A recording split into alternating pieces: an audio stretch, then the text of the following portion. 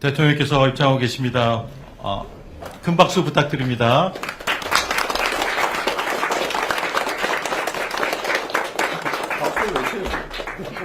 네, 먼저 국민의례가 있겠습니다. 모두 국기를 향해 서 주시기 바랍니다. 국기에 대하여 경례.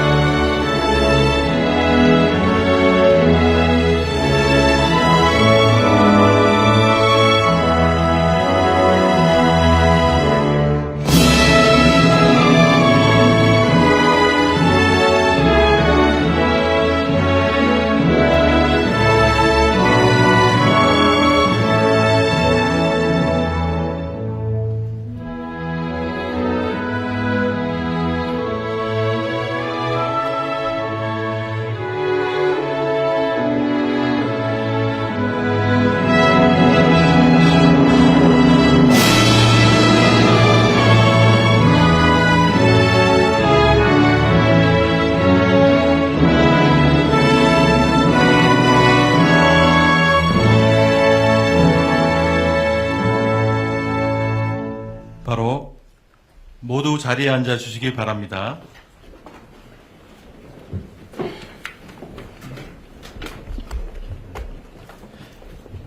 감사합니다. 대통령님의 모두 말씀 먼저 듣겠습니다. 네. 얼굴 못 뵀던 분들이 많이 오셨는데 만나 뵈서 반갑습니다. 근데 제가 들어올 때 박수는 왜 친 거예요? 제가 박수 받을 일은 없는데. 네, 오늘 민간에서 열심히 활동하시는 분들, 또 중요한 재정 담당자 여러분이 모이셨는데 어쨌든 매우 중요한 자리가 될 것 같습니다. 지금 우리 시대의 과제는 성장을 회복하고 또 민생을 회복시키는 것입니다. 농사로 따지면 봄에 씨 뿌릴 씨앗이 필요한데 국가 재정이 그 역할을 해야 됨에도 불구하고 최근에는 국가 재정이 너무 취약해져서 씨 뿌릴 씨앗조차도 부족한 그런 상태가 됐습니다. 소위 성장의 마중물 역할을 재정이 해줘야 되는데 조세 세입도 줄어들고 경제 성장도 좀 악화되면서 조세 세입도 매우 줄어서 국가 재정 여력이 매우 취약합니다.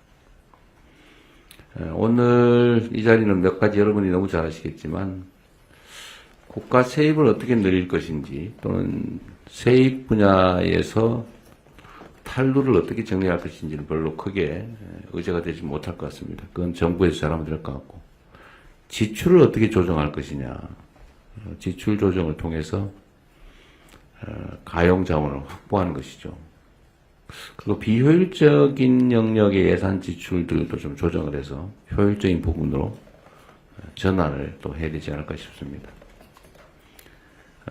지금 우리 정부가 하고자 하는 진짜 성장, 민생 회복을 위해서 현재 예산이 가지고 있는 문제점들을 잘 살펴보고 또 절감할 수 있는 거, 전환할 수 있는 거 또는 효율적인 부분을 어떻게 늘려서 진짜 성장을 이뤄낼 것이냐, 민생을 어떻게 회복시킬 것이냐를 논의하게 될 것 같습니다. 좋은 의견 많이 내주시고요. 여러분이 내주신 의견은 이번 예산 편성에서 제대로 잘 반영하도록 하겠습니다. 저도 이제 국가 살림을 하다 보니까 해야 될 일은 많은데 쓸 돈은 없고 참 고민이 많습니다. 지금 상태에서 이제 밭은 많이 마련되어 있는데 뿌리 씨앗이 없어서 밭을 묵힐 생각을 하니까 참 답답해요. 그래서 이 씨앗을 옆집에서라도 좀 빌려오든지 하려고 그러니까 왜 빌려오냐? 있는 살림으로 살아야지. 이런 또 주장하는 사람들이 있어요. 아니 지금 한 대박 빌려다가 쥐풀에서 가을에 한 가마 수확할 수 있으면 당연히 빌려다 씨를 뿌려야 되는 거 아닌가요? 근데 이 점에 대해서도 무조건 빌리지 마라. 있는 걸로 살아라. 이러면 농사를 못하게 되겠죠. 이런 점들에 대해서도 우리 함께 고민해 보면 좋겠습니다. 네, 준비된 거 진행하시면 되겠습니다. 고맙습니다. 네, 감사합니다. 그럼 본격적인 토론에 앞서 오늘 귀한 제안을 해주시기 위해 자리를 함께 해주신 전문가분들부터 소개해드리겠습니다. 한국조세재정연구원 장우현 선임연구위원이십니다. 예. 명지대학교 우석진 교수님이십니다. 나라살림연구소. 이럴 때 박수 치세요. 예, 감사합니다. 나라살림연구소 정창수 소장님이십니다. 참여연대 기획 신승근 조세재정개혁센터 소장님이십니다. 더불어 기획재정부 유병서 예산실장님과 예, 그리고 예산실 국과장님들 예, 그리고 6개 부처 국장님들이 자리를 함께 해주셨습니다. 다시 한번 박수 한번 주시기 바랍니다. 오늘 간담회는 사상 최초로 대통령님과 함께 예산을 편성하는 부처 공무원 그리고 재정 분야 전문가들이 자유로운 토론을 벌이는 자리입니다. 적극적인 의견 개진과 의미 있는 제안이 이루어지길 기대합니다. 아울러 오늘 간담회 일정 전체가 국민께 공개된다는 점도 알려드립니다. 그럼 먼저 본격적으로 토론을 시작해 보겠습니다. 첫 순서로 기획재정부 유병서 예산실장이 2026년 예산안 지출 구조조정 추진사항을 설명해 주시겠습니다. 예산실장께서는 원활한 진행을 위해 주어진 시간을 꼭 준수하여 주시기 바랍니다. 참석자분들께서는 발표 이후 자유롭게 손을 들고 소속과 성함을 밝히신 후 의견을 말씀해 주시면 감사하겠습니다. 네, 부탁드립니다. 예, 기재부 예산실장 유병서입니다. 내년도 예산안 지출 구조조정 추진 상황에 대해서 보고드리겠습니다. 대통령께서 말씀하신 대로 그간 재정은 지속 가능성 제고에 중점을 두다 보니 경제사회 변화에 대응해서 기술 혁신을 통한 성장이라든지 국민의 기본 수요 충족 등 재정의 역할이 일부 미흡했던 것이 사실입니다.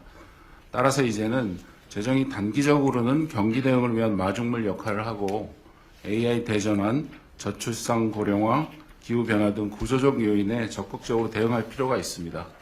이 과정에서 저성과 비효율, 낭비성 예산을 국민들이 직접 체감할 수 있는 사업으로 전환해서 소중한 세금 사용에 대해서 국민들의 공감대를 형성하는 것이 필수적이라고 생각합니다.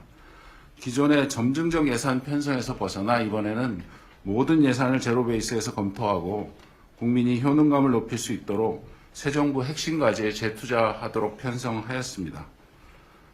정부 출범 이후에 대통령께서 지출구조 조정을 강조하셨고 저희가 3달에 걸쳐 3차례 부처와 왔다 갔다 하면서 긴밀히 협의를 했습니다.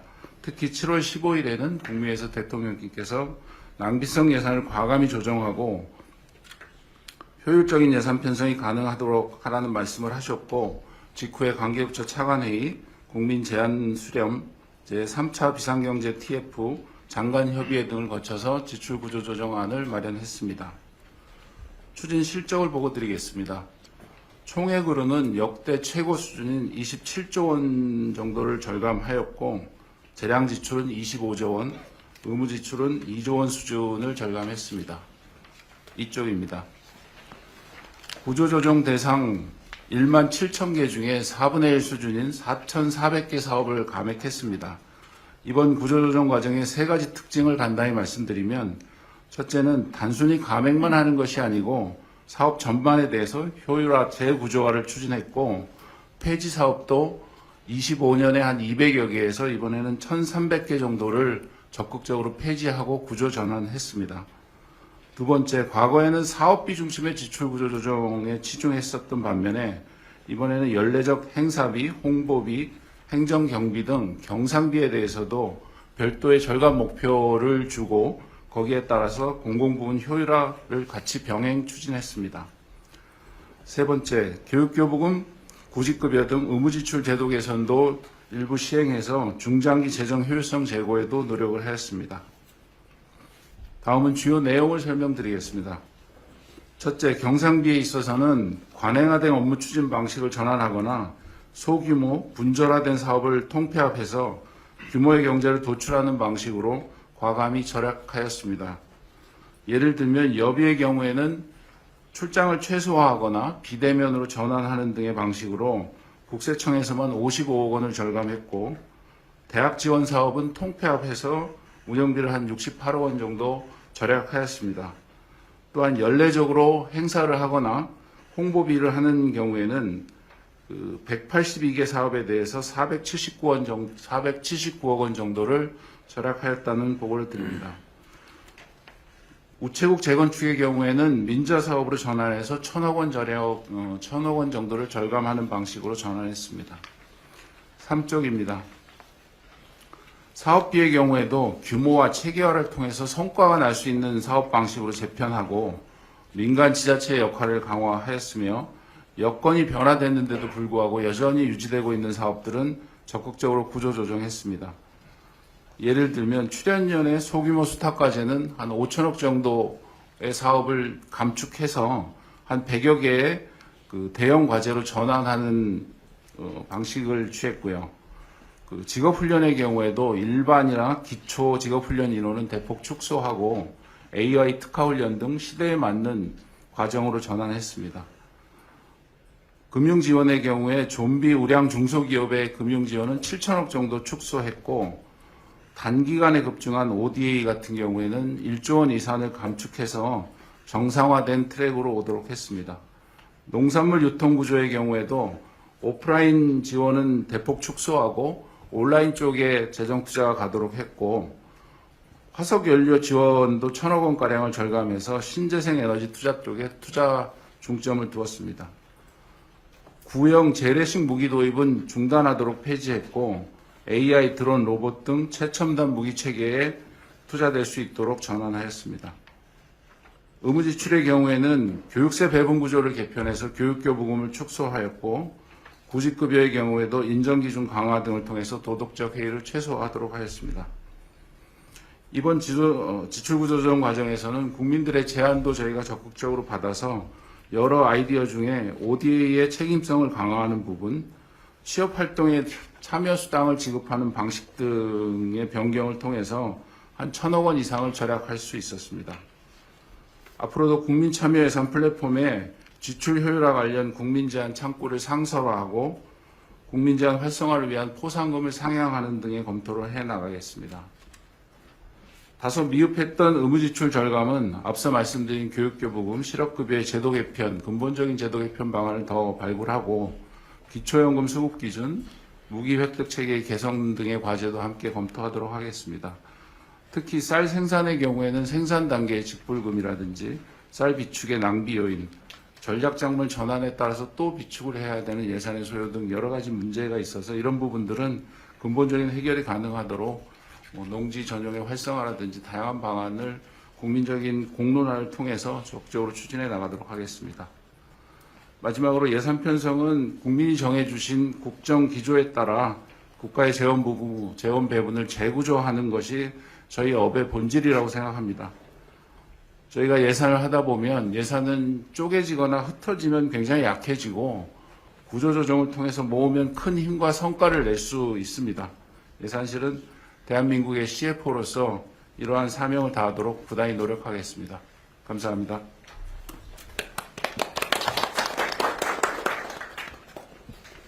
네, 감사합니다.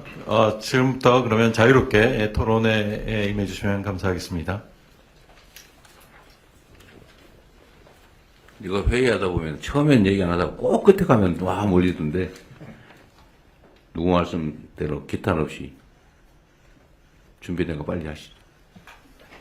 우리 정창수 소장님. 하겠습니다. 네.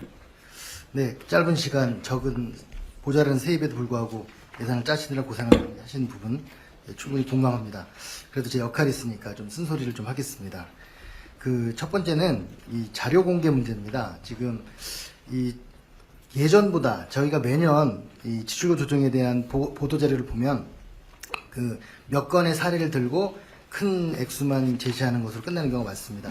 전체 리스트를 공개한 적이 없습니다. 지금까지. 네, 그래서 원칙과 기준, 이런 금액이 나오게 된 과정을 공개한 적이 없기 때문에 그 조정 내역은 저희가 나중에 더듬이로 확인하는 그런 과정을 거칩니다. 이번에도 1,300개 사업이 폐지됐다고 하는데 이것이 9,350개의 세부 사업 중에 일부인지 종료 사업은 얼마나 있는 것인지, 왜냐하면 진짜로 9,300개 중에 1,400개는 엄청난 일이거든요. 그래서 그런 부분 때문에 저희는 구체적 내역을 보고 하는 과정을 거쳤으면 좋겠다라는 생각을 하는 거고, 그리고 의견을 수렴해서 지출구조 조정을 하면 좋을 텐데 조정을 다 끝내고 저희가 나중에 의견을 받는 게 좀 아쉬운 측면이고요. 그래서 이런 부분들이 이 사후에 뭐 낭비라든가 이런 부분들을 막지 못하는 여러 가지 요인 중에 하나가 되는 게 아닌가라는 생각입니다. 네, 이렇게 하시죠. 이거 다 지난 다음에 얘기하면은 다 잊어버리거나 이러니까 일단은 요 얘기부터 먼저 한번 해볼게요. 자료 공개를 이때까지 안 했다고 하는데 리스트를 공개하지 않았다는 거죠. 그러니까 뭘 조정했는지. 근데 안 할 이유가 없어 보이는데 왜 그랬을까요? 저희가 이번에는 하기로 하죠, 그냥. 일단 예전에 하면 안 돼요? 아니, 국가 예산을 할수 있습니다. 아니 저희가- 국가 예산을 다 국회에다 다 보낼 거고 예, 맞습니다. 그 집행 자체는 비밀도 아니고 예, 그런데 안 공개할 이유가 없는데 이런 오해를 받을 필요가 없잖아요. 옛날에는 어떻게 했는지 모르겠는데 예, 공개하는데 문제가 있어요? 없습니다. 없으면 저희가 해 그냥. 모든 예산은 자세한 예산서를 만들어서 국회에 제출합니다. 이제 그 중에 어떤 부분이 자, 네, 알겠습니다. 우리 예산실장님 뭐 사연도 많고 막 그럴 텐데 예, 이 과정 자체를 그냥 미정 상태에서 공개하는 게 좀 어려울 수도 있을 것 같긴 하고 그러긴 한데 우리 정창수 소장님 말씀은 이 의사결정 과정을 다 공개하라는 건 아니죠. 아니죠. 그러니까 어쨌든 확정된 거는 다 공개하자. 별로 문제 없을 것 같은데. 예, 저희가 아까 말씀하신 네, 그럼 다 공개하도록 하겠습니다. 예, 그렇게 하겠습니다. 네, 공개하시고요. 그다음 두 번째로 의사결정 전 단계에서 의견 수렴을 하고 했으면 좋겠는데 사후적으로 통보만 받는다. 뭐 그런 말씀인데 요거는 다음부터는 올해는 시간이 없어서 그랬고요. 다음부터는 최대한 미리미리 우리가 자리를 마련할 거고 민간 전문가나 민간 단체들에서도 미리 좀 의견을 좀 준비하셔가지고 토론을 좀 하고 우리가 돈 받으면 좋잖아요. 우리는 해야 될 일이니까 올해는 시간이 좀 짧아서 못했을 것 같고요. 앞으로는 그 문제도 의견을 최대한 수렴해서 하라고 여러 차례 지금 지시를 하고 있기 때문에 내년부터 실행이 될 겁니다. 또 다음 얘기하시죠. 하나만 더 말씀드리면 네. 이 예산을 짜다 보면 이렇게 사업을 폐지하는 것도 있지만 양저절로 대부분 이제 이 지출구조 조정을 한다고 생각하는 경우가 많습니다. 정말 제가 중요하게 생각하는 것은 지출구조 조정은 예산을 재원을 확보하는 것만 있는 게 아니라 이 기회에 아예 사업의 방향, 지출구조를 바꾸는 게 핵심이다. 네. 그렇기 때문에 좀 양조절에 이제 집중하는 것은 좀 문제가 있다는 거고 사례를 하나 드리면 뭐가 있냐면 문재인 정부 동안 적재정 하라고 하고 윤석열 정부에서 건전재정 하라고 하니까 문재인 정부 5년 동안 융자금 출자금을 29조에서 47조로 늘렸습니다. 그리고 윤석열 정부에서는 출자금을 10조에서 6조로 줄였습니다. 그러니까 이런 게 이제 실무상 어쩔 수 없는 일이긴 하겠지만 이런 것이 중심이 되어서는 안 된다. 새 정부에서 그러면 안 된다라는 게 제 의견입니다. 네. 계속 하시죠.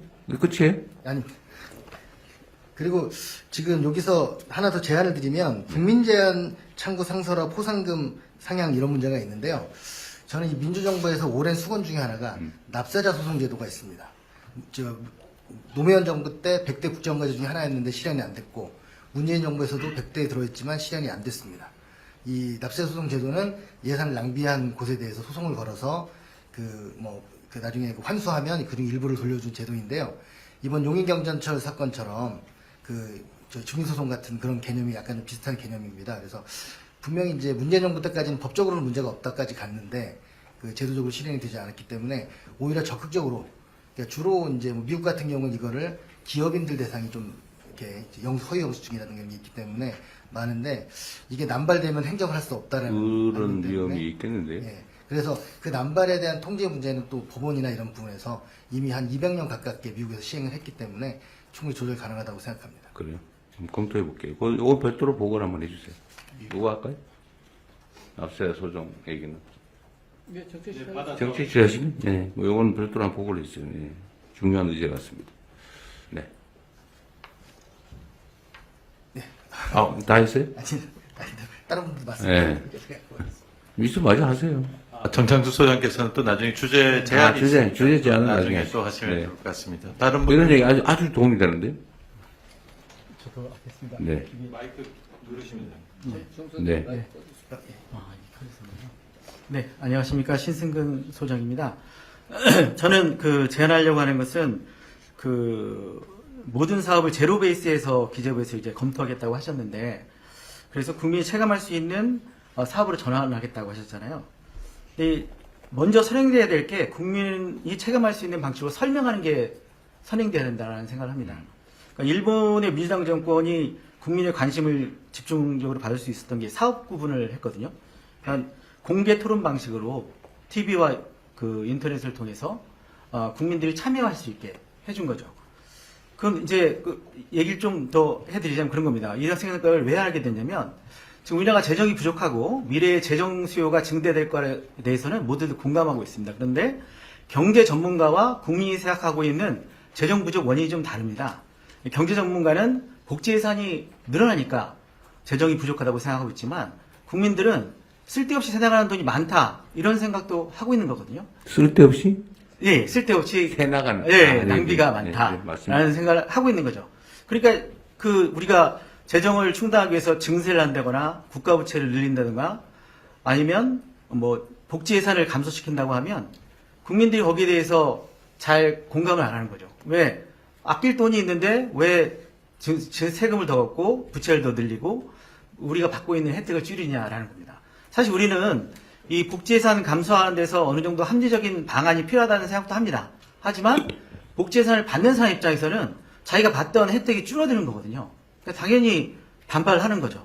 그래서 국민들에 대해서 정부가 낭비성 예산을 절감하겠다는 그런 노력이 먼저 선행돼야 된다고 생각합니다. 그래서 제가 이제 이름을 붙여보는 국민 참여형 예산 재검토인데요. 일본에서 했던 것처럼 국민들이 참여해서 예산을 재검토할 수 있도록 해줄 필요가 있고, 그런 과정을 통해서 국민이 예산에 대해서 관심을 가지고 그리고 행정의 투명성이나 불필요한 사업 폐지, 축소, 재검토에 참여할 수 있게 해줘야 국민들이 이제 그 다음에 이렇게 재정이 부족하니까 복지 예산을 좀 줄이겠습니다. 아니면 세금을 좀 더 걷어내겠습니다. 아니면 국가 부채를 좀 증가시키겠습니다라고 하면 거기에 동의해 줄 수 있다는 거죠. 그래서 저는 정책이 올바름을 주장하는 것도 좋지만 실현 가능해야 된다고 생각합니다. 그 실현 가능성이 이제 두 가지인데요. 경제적 실현 가능성과 정치적 실현 가능성이죠.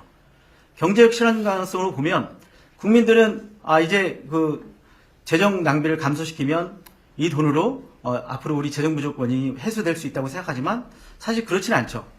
어차피 계속 재정 부족할 겁니다. 그래서 정부에서 최대한 구체적인 숫자 등을 제시해서 국민과 소통하는 노력이 필요합니다.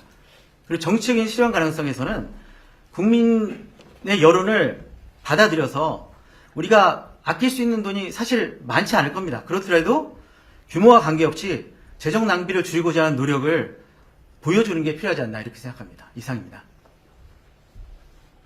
네. 우석진 교수님, 네, 네, 말씀. 명의대학교 우석진입니다. 시장님 얘기 잘 들었는데 27조를 절감한다는 얘기는 사실은 듣기 좋은 얘기지만은 사실은 굉장히 큰 규모이기 때문에 국민 입장에서 보면은 사실은 믿기가 좀 어려운 숫자인 것도 사실일 것 같습니다. 이거 부풀려진 거 아니냐 뭐 이런 생각이 하나. 설마 그러겠어요. 그러니까 원래 이제 사업이 이제 없어져야 되는 사업인데 이거를 그냥 여기 실적을 넣은 거 아니냐 이제 뭐 그런 의미에서 아까 정천수 소장님 말씀해주신 불신이 우리 사이에 엄청나게 깊네요. 네. 정보가 좀 그렇기 때문에 좀 그런 측면이 하나가 있고, 네. 27조가 이제 감축이 된다고 하면은 그동안 진행되는 사업에 대한 이제 구조조정이 진행이 되는 건데, 이것도 이제 국민들이 사실은 수혜를 받고 있는 사업 중에 일부일 겁니다. 그래서 그렇죠, 이게 당연히. 예산실에서 나서서 그냥 이게 문제가 있는 사업이다 이렇게 그냥 얘기했을 때 기존 수혜자들의 반발이 뭐 상당할 걸로 예상이 되는데, 그렇다면은 과학적이고 일관성 있는 이제 평가 기준에 의해서 그런 납득할 수 있는 논리가 있어야지만 국민들이 또 납득을 좀 할 것 같습니다. 그래서 뭐 지금은 올해는 좀 시간이 없어가지고 뭐 이렇게 일방향으로 진행이 됐다고 하면은 차후에 진행될 때는 좀 체계적으로 어떤 근거에 의해서 평가는 이렇게 진행이 됐기 때문에 이런 것들은 삭감이 되는 거고 이런 것들은 조금 살아남아 있는 거다 이렇게 좀 설명이 될 수 있다고 하면은 국민들의 수용성이 조금 높아지지 않을까 그렇게 생각해봤습니다. 네. 어쨌든 신승근 교수님, 우석진 교수님 말씀을 좀 종합해서 제 의견을 잠깐 말씀드리면 다 맞는 말씀이세요. 근데 저도 사실은 이 예산 이제 시민단체 활동할 때도 뭐 참여 예산 이제 주장도 해보고 또 시장 도지사 하면서 예산 실제 편성도 해보고 했는데 제가 이 국가 예산을 한번 들여다보고 좀 불필요한 거는 없애고 효율성이 낮은 건 좀 바꾸고 이렇게 해보려고 마음먹었는데 지금 못하고 있어요. 너무 방대해서. 이 실제로 거의 불가능하더라고요. 그래서 결국은 이제 관련 공무원들하고 부처에 맡겨놓을 수밖에 없는데 하여튼 저는 여기 이런 측면에서 국민들 관심이 진짜 필요하다고 생각해요. 이제 예를 들면 예산을 전부 공개를 하면 지금 그러면 관심 있는 쪽이 다 들여다보고 요거는 좀 비효율적인데 이건 하면 안 되는 건데 뭐 이런 것들을 평가를 해야 되잖아요. 근데 예를 들면 어떠세요, 신 교수님? 연간 예산이 이제 어쨌든 국회에서 편성이 되면 공개가 되잖아요. 네. 그거 다 들여다보세요? 아니, 못 보죠. 그러니까 그게 문제예요. 저는 이제 관련 공무원들한테도 우리 대통령실에도 좀 그걸 다 들여다보고 좀 조정을 좀 하면 좋겠다 그랬는데 막상 보려니까 너무 많아가지고 아무도 사실은 못 보는 상황이더라고요. 근데 예를 들면 어떠세요? 우리 우석진 교수님도 이거를 공직자들은 자기가 하는 일이기 때문에 당연히 옳은 일, 필요한 일을 했다고 생각하고 있죠. 맞습니다. 얘 스스로 뭐 잘 못 바꿔요. 아니, 옳다고 생각했는데, 그걸 내가 잘못했구나, 그럴 리가 없잖아요. 근데 그건 결국 외부에서 해줘야 되는데, 이제 그게 이제 민간 시민단체나, 아니, 국회의 몫이잖아요. 네, 맞습니다. 근데 제가 국회도 좀 잠깐 있어 봤는데, 그 역시 너무 방대해가지고, 예산 결산 담당하는 국회의원들도 내용을 다 파악을 못 하더라고요. 그래서 뭐 몇억, 몇십억짜리 이런 거 아예 못 보고 정치적 쟁점 되는 것들밖에 못 보는데 결국 그러면 국민들의 집단지성을 통해서 보는 게 제일 좋잖아요. 눈이 이렇게니까. 그렇잖아요. 그죠? 네. 근데 실제로 어떠세요? 시민단체들이나 민간에 우리 장창수 수장님도 나라 살림 연구를 하시는 분인데 다 들여다 보실 수 있어요? 당연히 못하는데요. 그럼 어떻게 해야 돼요? 이거를 저는 봐야 된다고 생각해요. 예를 들면 담당 공무원 또는 담당 부처는 당연히 자기들이 하는 일이니까 하는데 관성이 생기잖아요. 그러면 새로운 시각으로 또는 제3자의 시각으로 냉정하게 이걸 보고 분석해야 되는데 누가 합니까? 대통령님 말씀이 맞습니다. 그래서 일본에서도 이 참여, 그 사업부분 사업에 참여한 분들이 언론, 전문가, 좀 요약해서 시간이 네, 그런 분들이 참여했고요. 그래서 결국 많은 사업 중에 전문가나 그 언론들이 먼저 사업을 선별해야 됩니다. 쟁점 사업을 먼저 선정해서 거기에 대해서 토론을 하는 거죠. 그걸 민간에다가 맡기면 예를 들면 용역을 준다든지 아니면 상시 뭐 점검을 할 수 있는 뭐 민간단체 지원을 해준다든지 옴부즈만 제도 같은 거. 옴부즈만 제도 같은 거를 만들면 그러면 1년 내내 그걸 한번 검토해 볼 수 있나요? 네, 그렇습니다. 그게 법률상으로는 허용되는 거예요. 예를 들면 예산을 정부 돈을 들여서 좀 점검할 민간의 용역을 준다든지 이게 가능한가요? 예, 뭐 충분히 가능하고요.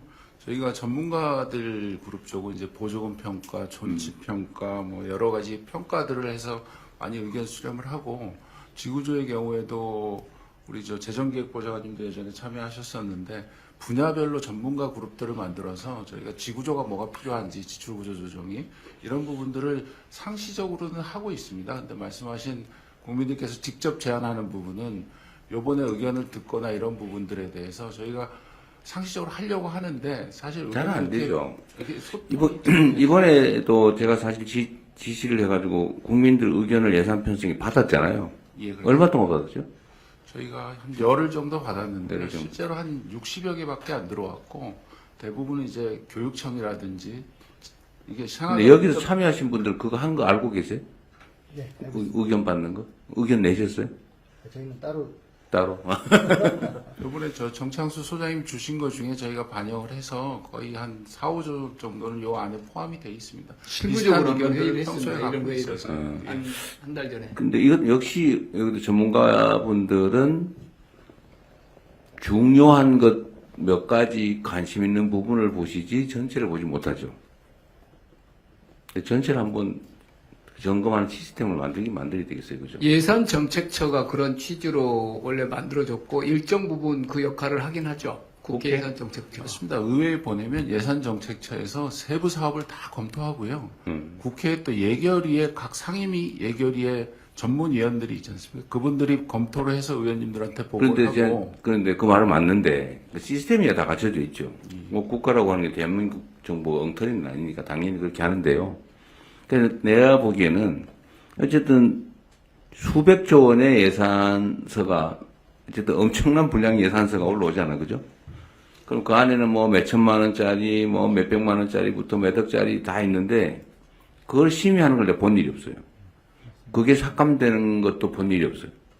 그냥 정치적 쟁점되는 것들, 뭐 몇백억짜리, 뭐 몇십억짜리, 특별히 문제되는 거 이런 거나 하지. 정말로 생활상에 관계되어 있는 것들을 자세히 해서 삭감한 사례를 본 일이 없거든요. 그게 제대로, 물론 뭐 우리 예산실에서 아주 치밀하게 잘 짜서 그렇겠죠. 예. 그런데 결과적으로는 불만이 있는 거죠. 제 생각에는 그 1% 법칙이라는 게 있지 않습니까? 1% 국민만 이걸 이해할 수 있어도 제가 볼때 크게 바뀔 것 같은데 이해하는 사람이 적기 때문에 이해하는 사람 만드는 과정이 필요하다고 생각을 합니다. 50만 명의 국민이 이해를 하면 나라가 혁명이 되겠죠.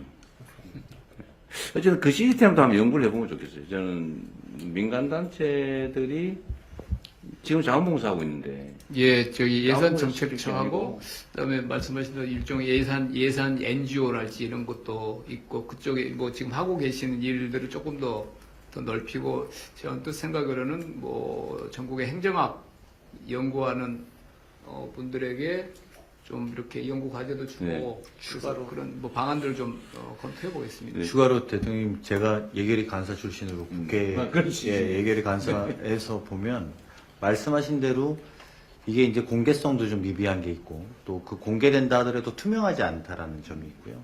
공개되지 않고 투명하지 않은 와중에서 전문성도 좀 결여되고 그러니까 무엇보다도 이게 내가 꼭 해야 된다는 의식들이 없습니다. 그리고 외람된 이야기지만 우리 저기 예정처 출신의 분도 계시고 기재부도 계시지만 별 다르지 않습니다. 내용이.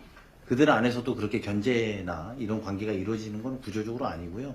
제가 좀 제안드리고 싶은 건 오히려 부처별로 부처 안에서 이것들이 먼저 좀 걸러지는 자율적 시스템이 가장 우선합니다. 왜냐하면 이게 좀 전문 영역으로 넘어가면 잘 모른다 이런 것들이 되게 많거든요. 꼭 필요하다라는 이런 문제가. 그래서 1차적으로는 부처에서 줄이고 부처에서 또 어디다 쓰고 싶어 하는 것을 한번 크로스 체크하는 게 되게 필요한데 그렇지 않고 필요한 요구는 기재부에 가서 하고 줄이는 요구는 안 하거든요.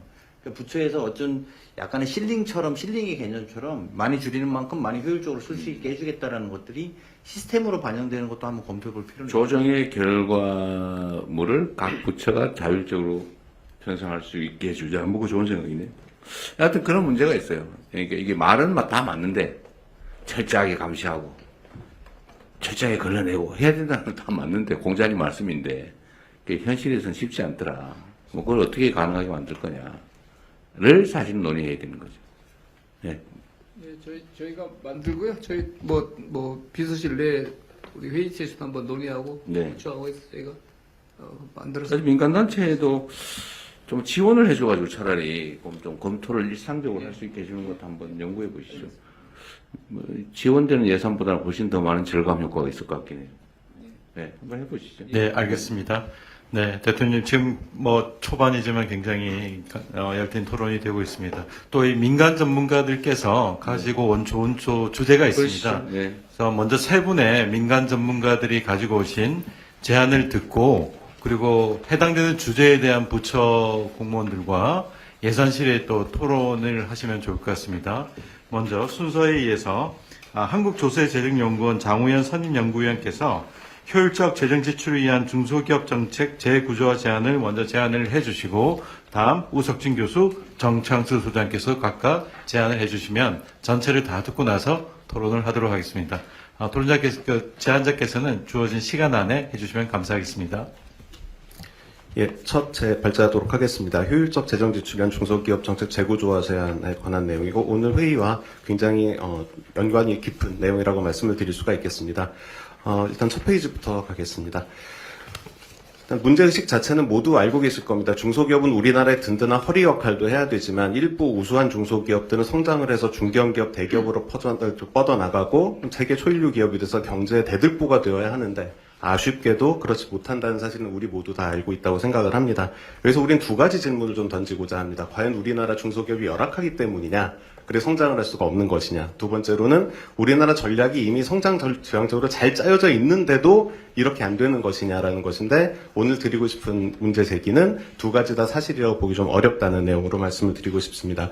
이 페이지 말씀드리겠습니다. 중소기업은 이제 단순 평균을 해서 대기업하고 소상공인까지 다 포함한 중소기업을 이렇게 만든 다음에 중소기업은 다 좀 불쌍하고 안 되고 성장 여력이 없고 대기업만 중심인 것처럼 이야기하지만 한국평가데이터 그리고 전수조사인 통계청 경제총조사를 가지고 증거 기반으로 본다면 그런 것은 좀 받아들이기 어려운 편견이라고 말씀을 드릴 수가 있겠습니다. 3페이지 보여드리겠습니다. 3페이지는 소상공인을 제외하고 우리나라 중소기업을 10개 그룹으로 나누고요. 수익성이 높은 중소기업부터 이제 낮은 중소기업으로 10개씩 나누고 대기업을 10개씩 나눈 그림입니다. 보는 분들이 많이 놀라시곤 합니다. 이게 왜냐하면 지금 선 그래프가 수익성입니다. 그리고 위에 있는 그 선 그래프가 놀랍게도 중소기업 쪽입니다. 따라서 중소기업 상위 10%의 중소기업들은 100원의 자산을 가지고 47원의 영업이익을 만드는 정말로 높은 수익성을 보이고 있습니다. 대기업은 20%에 불과합니다. 쭉 그리고 아래에 있는 막대 그래프는 자산의 그러니까 규모인데요. 가지고 있는 자산의 규모인데 아쉽게도 상위 10%의 중소기업은 35조 원밖에 가지고 있지 못합니다. 반면 상위 7이라고 된 데를 보시면 대기업은 이쪽이 문제인데 1,500조 원의 자산을 가지고 0.94%의 영업이익을 실현하고 있습니다. 따라서 저의 의문은 이런 자산들이 왜 더 효율적인 중소기업으로 가서 더 성장하게 만들지 못하느냐에 대한 문제를 말씀드리고 싶습니다. 그래서 이렇게 우수한 중소기업이 많다는 걸 보여드리고 싶고 수익성 측면입니다. 다음 페이지 보시겠습니다. 그럼 임금도 궁금하실 겁니다. 임금 같은 경우는 아무래도 대기업이 더 많이 주는 것은 사실입니다. 여기서는 차이가 있지만 여기서도 굉장한 오버랩이 있습니다. 여기서는 막대 그래프가 임금의 수준이고 왼쪽을 보시면 되는데 보라색이 상위 10% 대기업, 하늘색이 중소기업입니다. 1이라고 된 곳을 보시면 상위 10%의 대기업이 7천만 원 이상의 2011년입니다. 지급액을 주고 있지만 상위 10%의 중소기업도 5천만 원 가까운 돈을 주고 있고 이것은 세 번째 대기업보다도 높은 수준의 임금입니다. 또 고용자도 거기보다도 높습니다. 따라서 다시 말씀드리고 싶은 거지만 우리나라에는 성장할 수 있는 유능한 중소기업들이 이미 충분히 많이 있다는 것입니다. 5페이지로 가겠습니다. 그러면 우리 정책은 어떻게 조준이 되어 있느냐에 대한 말씀을 드리고 싶습니다. 그래서 이제 3D로 그림을 2차원적으로, 다차원적으로 그려봤는데요. 수익성하고 매출에 따라서 이렇게 그려봤습니다. 아무래도 수익성이 높고 우리나라의 소중한 중기업 82,823개를 이렇게 수익성 기준, 매출 기준으로 이렇게 그래프를 그려본 것입니다. 성장을 시켜야 되는 가려운 곳, 수익성이 높은 곳에 저렇게 많은 기업들이 있음에도 불구하고 아래쪽을 보시면은 지원 비율, 이건 자산당 지원 비율이기 때문에 표준화가 된 것입니다. 있는 기업들에게 얼마나 줬는지가 아니고 실제로 얼마나 여기에 대해서 신경을 써줬느냐는 부분인데 긁은 곳은 다른 곳이라는 말씀을 드릴 수 있습니다. 잠깐 제가 오늘 3D 프린팅 모형을 가지고 왔는데 우리나라 중소기업에서 찍어준 3D 프린팅 모형입니다. 가산 디지털 단지에서 어제 출력해서 가지고 왔습니다. 이게 보시면 이쪽이 이제 수익성이 굉장히 우수한 기업들이 이쪽에 있고요. 다음에 굉장히 규모는 좀 작지만 작다고 해도 중기업입니다. 우수한 기업들이 많이 있음에도 불구하고 조주는 이런 곳에 주고 있다는 사실을 확인하실 수가 있습니다. 그리고 지금 대통령님 보신 쪽에서 우리가 키우고 싶은 기업들은 이 기업들일 텐데 자산 대비 지원 비율은 이것밖에 되지 않습니다. 굉장히 많은 지원이 있지만 성장 지향적으로 되기보다는 열악한 기업들에게 많이 주고 있다는 사실을 알 수 있고요. 필요 없다는 것은 아니지만 성장 지향적으로 전략이 구성되어 있다고 보기는 비효율적으로 어렵습니다. 집행되고 있다 그 말이죠. 네, 잘못 조준되어 있다고 말씀드릴 수가 있습니다. 가려운 곳이 따로 있는데 긁은 곳이 따로 있는 게 아닌가라는 부분이 있고요. 예, 그래서 대안을 말씀드리고 마무리 지으려고 합니다. 일단 첫째 이렇게 바라볼 수 있게 아까 또 대통령님 말씀하신 부분에서 안타까운 부분이 세세한 작은 부분들 보기 위해선 조금 디지털화가 돼야 됩니다. AI를 동원을 해야 되고 중소기업 쪽은 사실 이렇게 볼 수 있는 게 디지털화가 잘 되어 있기 때문입니다. 그래서 오늘 약간 아쉬운 점이 있다 그래도 좀 이해해 주셨으면 좋겠고요. 다른 정책은 오히려 볼 수 없는데 중소기업 정책을 볼 수 있어서 가장 먼저 효율화할 수 있다는 말씀을 드리고 싶습니다. 상황판도 좀 만들 수 있다고 생각합니다. 왜냐하면 엄력 그런 게 변하는 게 아니기 때문에 지금 어떻게 지원이 되고 있는지도 볼 수 있다고 생각하고요. 7페이지가 아마 오늘 좀 예민한 주제는 될 것 같은데 예시로만 좀 말씀을 드린다면 그럼 얼마나 좀 잘못 지금 주어진 것이냐고 하면 하위 20% 기업들은 영업 손실을 사실 보고 있습니다. 근데 이런 기업들한테 돈을 주게 되면 그대로 영업을 하거든요. 그것보다는 컨설팅하고 사업 재편을 통해서 진짜 성장에 기여하게 하는 것이 좀 더 맞다고 생각을 합니다. 그 자금은 좀 더 성장할 수 있는 기업에 주는 게 좋다고 해서 규모는 이제 그 하위 20% 한 4조 원 정도를 주고 있는데, 물론 여기에도 정책 대상이 될 수 있는 기업들이 있으나 규모 전체가 좀 크지 않냐라는 문제 제기를 드립니다. 다음 페이지 보시겠습니다. 업력도 마찬가지입니다. 업력 15년이 넘어가면 일반 은행에서 이미 다 알고 있습니다. 금융기관들에서 알고 있기 때문에 이걸 굳이 정부에서 지원할 필요가 없는데, 이게 무려 한 10조 원 정도 규모가 됩니다. 이 부분에 대해서도 물론 거기에도 정책 대상이 있을 수 있지만 규모 전체가 너무 크다는 점에는 주의할 필요가 있다고 말씀드립니다. 다음 페이지에 설명드리겠습니다. 정책 분류를 보면 성장이라는 정책 분류가 없습니다. 성장의 성장 성과 지표도 관리가 잘 되고 있지가 않은데 다차원적으로 좀 볼 필요가 있습니다. 예를 들면 뭐 수출은 당연히 성장을 목표로 하는 경우들이 굉장히 많이 있고요. 그래서 밑에 예시로 좀 보여드렸는데, 당연히 보면은 성장이 아닌 사업들도 있지만 소상공인 지원이라든지 경영안정자금 지원 같은 건 있지만 육성기금 운용이라든지 뭐 이런 중요한 성장에 좀 타겟돼야 되는 정책들이 있어요. 이런 부분들을 잘 골라서 우리가 성장에 얼마나 집중하고 이제 볼 수 있게 하는 게 중요하다는 말씀을 드리고자 합니다. 시간이 없어서 마지막 페이지로 가겠습니다. 약간 새로운 얘기일 수가 있는데, 이건 약간 시범사업일 수 있고 모든 기업에 적용은 할 수 없겠지만, 사실 이 우수한 기업들은 정부를 찾아오지 않는데 성장도 하지 않습니다. 그럼 정부가 찾아가서 왜 성장을 하지 않는지 대해서 물어보고 필요한 것에 대해서 미리 얘기를 할 수 있다고 생각을 합니다. 수많은 정책들이 있는데 그걸 좀 패키지화해서 기업들은 난 성장을 하기 위해서 계획을 내고 이런저런 정책들이 필요하다고 하면 심사를 하고 부처 정책들을 가지고 와서 매칭을 해주는 기업 성장 플랫폼을 만들 수 있다면 수요자의 만족도도 높이고 진짜 성장에 기여할 수 있는 주요 인프라가 되지 않을까 합니다. 이상입니다. 아이고, 정신 하나도 없네. 근데 아주 내용이 좋네요. 소위 우리가 일반적으로 말하는 좀비 기업의 지출 지원이 아깝다, 그런 얘기인데. 근데 그 기업들을 가려내는 건 쉽게 할 수 있는 건가요? 우선 뭐 전부 가려낼 수는 없다고 해도 집단을 볼 수는 있고, 그 안에서 얼마 정도만 주어야 된다는 분포의 기준은 분명히 줄 수 있다고 생각합니다. 중소기업부가 하여튼 이 엄청나게 많은 종류의 다양한 기업들이 있는데, 그걸 분류해가지고 거기 특성에 맞는 지원들을 해야 되는데 지금 그냥 쏟아붓듯이 하고 있는 거죠. 똑같은 정책을 살포하듯이 뿌리고 네. 그렇죠. 근데 중소기업부가 인력이나 이런 것 때문에 사실은 어려운 게 있지 않나? 산업예산과장님 안 계신가요? 이게 그러면 주제별로 토론을 일단 발표된 거 얘기 좀 한번 듣고 하시죠. 지나가면 다 잊어버리니까. 네, 그러면 먼저 이거 대통령 질문에 대해서 중소 벤처기업부나 아니면 기재부 얘기하면 다 들어보시죠. 이게 이야기 한번 중요한 지적 같은데. 어디서 먼저 이야기하시고 효율적 지원이 못 되는 부분을 효율적인 부분으로 바꾸면 저쪽에 중소벤처기업 대통령 오른쪽에 있습니다. 네. 예, 중소벤처기업부 글로벌 성장 정책관입니다. 오늘 발제해 주신 부분 좀 아프게 잘 들었고요. 좋은 말씀 많이 감사드립니다. 예, 다만 중소기업 같은 경우에는 다양성이 일단 기본이고요. 대기업이나 이런 그룹 집단들은 사업들도 좀 정해져 있고 이미 기반이 잘 갖춰져 있습니다. 근데 이제 중소기업은 제조업이나 중소기업까지만 해도 한 33만 개, 그렇죠. 34만 개, 소상공인까지 하면 한 800만 개까지 육박하고 있습니다.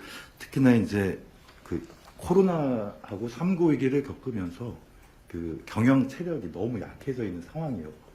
그다음에 어느 기업들도 그러니까 좀 이런 위기 상황이 오면 대기업들은 좀 버틸 수 있는 힘이 있는데 중소기업이나 소상공인들은 기초 체력보다 좀 밑으로 떨어지는 경향이 있습니다. 그러니까 버틸 수 있는 힘이 없어지기 때문에. 네. 그래서 저희가 이제 말씀 주신 부분에 대해서는 필요성을 인정을 하고, 그다음에 저희 정책들도 좀 다양한 부분들을 갖추고 있습니다. 다만 최근에 한 4, 5년 정도는 성장 촉진보다는 안정, 이 부분에 좀 균형이 좀 치우쳐 있었다. 성장보다는 생존에. 예, 그렇습니다. 그래서 사실 코로나 3구 위기 때 많은 어려움들이 있었고요. 그다음에 그 부분들을 특히나 중소기업들이 성장을 벤처기업이나 유니콘들이 중견기업으로 성장하는 부분도 충분히 가능성이 있지만 그 일자리라는 측면과 경제 그 밑바닥을 받쳐주는 측면이 있기 때문에 저희가 그렇게 좀 정책적으로 또 기재부와 같이 협의를 했었는데, 사실 우리 새 정부 출범하면서 앞으로 인공지능이라든가 성장을 더 이상 미룰 수 없는 시기가 되었다고 저희도 판단을 하고요. 특히나 오늘 말씀 주신 부분 중에 저희가 그동안 그 심스라고 해서 지원 이력 관리 시스템 같은 것도 있는데 현황 중심의 관리였습니다, 사실상. 그래서 그게 아니라 앞으로의 목적, 성장이라든가 이런 부분들을 추가해서 다차원적 분류 체계를 좀 갖추고 트래킹을 해나가는 부분들은 정말 필요하다고 판단이 들고요. 그다음에 지금 또 저희 부에서도 국정위와 같이 국정과제에 참여를 많이 했는데 새 정부 국정 철학이라든가 정책 방향에 맞게 저희 모든 예산 사업이나 이런 방향들을 좀 더 성장 지향적으로 고민을 할 계획입니다. 다만 너무 다양하다 보니까 이 한꺼번에 다 바꾸기 또 쉽지 않은 부분이 있고요. 이러한 그 좀 균형이나 밸런스를 그 거시경제적 여건이라든가 기업 환경에 맞춰서 저희가 적극적으로 좀 검토할 계획입니다. 그래서 제가 아까 이 분류가 가능하냐고 물어본 이유가 사실 그건데요. 중소기업부 입장에서는 너무 많으니까 이걸 따로따로 관리하는 게 쉽지 않다. 그러니까 일률적으로 살포하듯이 물수대로 물 주듯이 이렇게 쭉 뿌릴 수밖에 없다. 이런 얘기일 텐데 그래도 이렇게 분류했잖아요. 그죠? 이 분류를 해서 효율적인 부분에 더 집중하고 비효율적인 부분을 줄여나가는 거는 좀 체계적인 노력이 더 필요할 것 같긴 해요.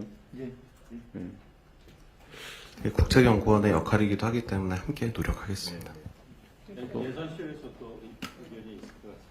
네, 산업중소벤처예산과장입니다.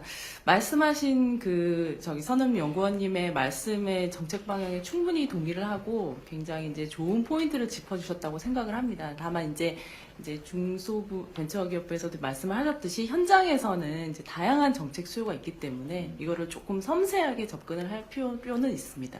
예를 들어서 이제 혁신 스타트업 같은 경우에는 이제 수익성 기준으로만 이거를 이제 지원을 배제를 하게 될 경우에는 지금 현재는 이렇게 수익을 내고 있지 않지만 적자 상태이지만 혁신 기술을 가지고 있어서 향후 몇 년 이상 더 지원을 해줬을 경우에 이게 수익률이 이제 더 높아질 수 있는 그런 기업들도 있고, 그다음에 이제 업력 15년 이렇게 말씀을 하셨는데 이제 업력 15년을 초과한 기업 중에서도 이제 중견 기업으로 성장 사다리로 진화할 수 있는 스케일업 하고 싶어 하는 그런 기업들도 있습니다. 그래서 그런 기업들에 대해서는 좀 포커스를 맞춰서 좀 초점 지원을 해야 된다. 그래서 이제 저희가 이제 26년도에 중소기업 지원 사업의 이제 편성 방향은 말씀하신 방향을 사실은 많이 담았습니다. 그래서 좀비 기업을 양산하는 그 금융에 대해서는 저희가 0.7조 원을 감액을 했습니다.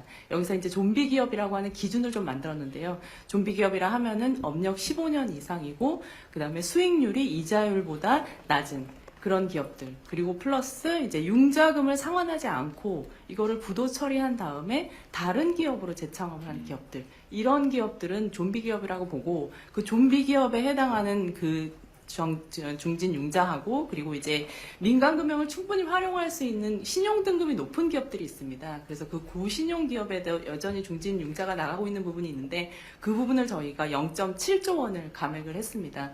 0.7조 원을 감액을 했고 대신에 이제 AI라든지 딥테크라든지 첨단 분야에 대해서는 모태펀드라든지 아니면 보증 이런 부분이 충분히 필요한 부분이 있어서 저희가 모태펀드는 역대 최대 규모로 이번에 확대를 했습니다. 그리고 이제 아까 이제 그 작은 기업들에 대해서 전반적으로 이렇게 저변을 확대하는 식의 이렇게 뿌려주기 식으로 지원을 하는 부분이 있었고, 그래서 그 부분에 대해서는 저희가 0.1조 정도 감액을 했고요. 대신에 저희가 이제 AI나 아니면 이제 첨단 분야, 이제 스마트 공장이라 하더라도 AI 트랙 이런 거를 별도로 신설을 해서 그 부분에 대해서 특화 트랙을 지원을 하는 것으로 방향을 좀 바꿨습니다. 그리고 이제 스케일업에 필요한 기업들은 아까 3D 프린팅에서도 말씀을 하셨는데 그런 기업들은 어떤 특화 지원도 필요하고 융자도 필요하고 그다음에 뭐 금융도 필요하고 이런 것들이 좀 패키지로 필요한 부분들도 있습니다. 그래서 그런 유니콘 기업으로 성장할 수 있는 기업들 그 다음에 스케일업이 필요한, 점프업이 필요한 기업들은 좀 저희가 집중 지원을 하기 위해서 이렇게 패키지 프로그램도 이번에 추가로 이제 반영을 했습니다. 그리고 아까 그 제도약을 말씀을 하셨는데, 이제 아까 그 0.7조의 융자를 감액을 했고, 그 다음에 이제 그 어떤 이 부분에 좀 사업 구조조정이 필요한 부분에 대해서는 컨설팅 예산이나 아니면 그 재창업을 하기 위한 그 펀드 부분, 그래서 제도전 펀드, 요런 부분을 조금 추가를 했습니다. 네, 또 다른 분 의견 특별히 없으시면 말씀하시죠. 예, 경기대학교 우석진입니다.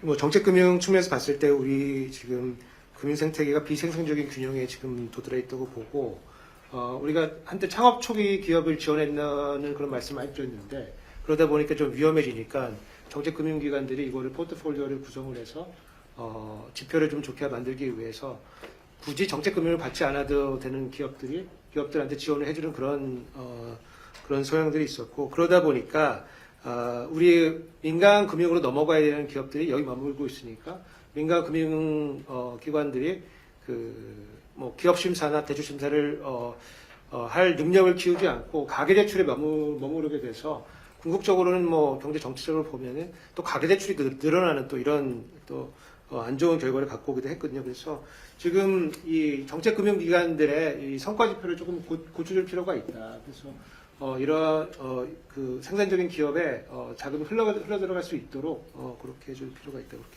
의견 내보겠습니다. 네.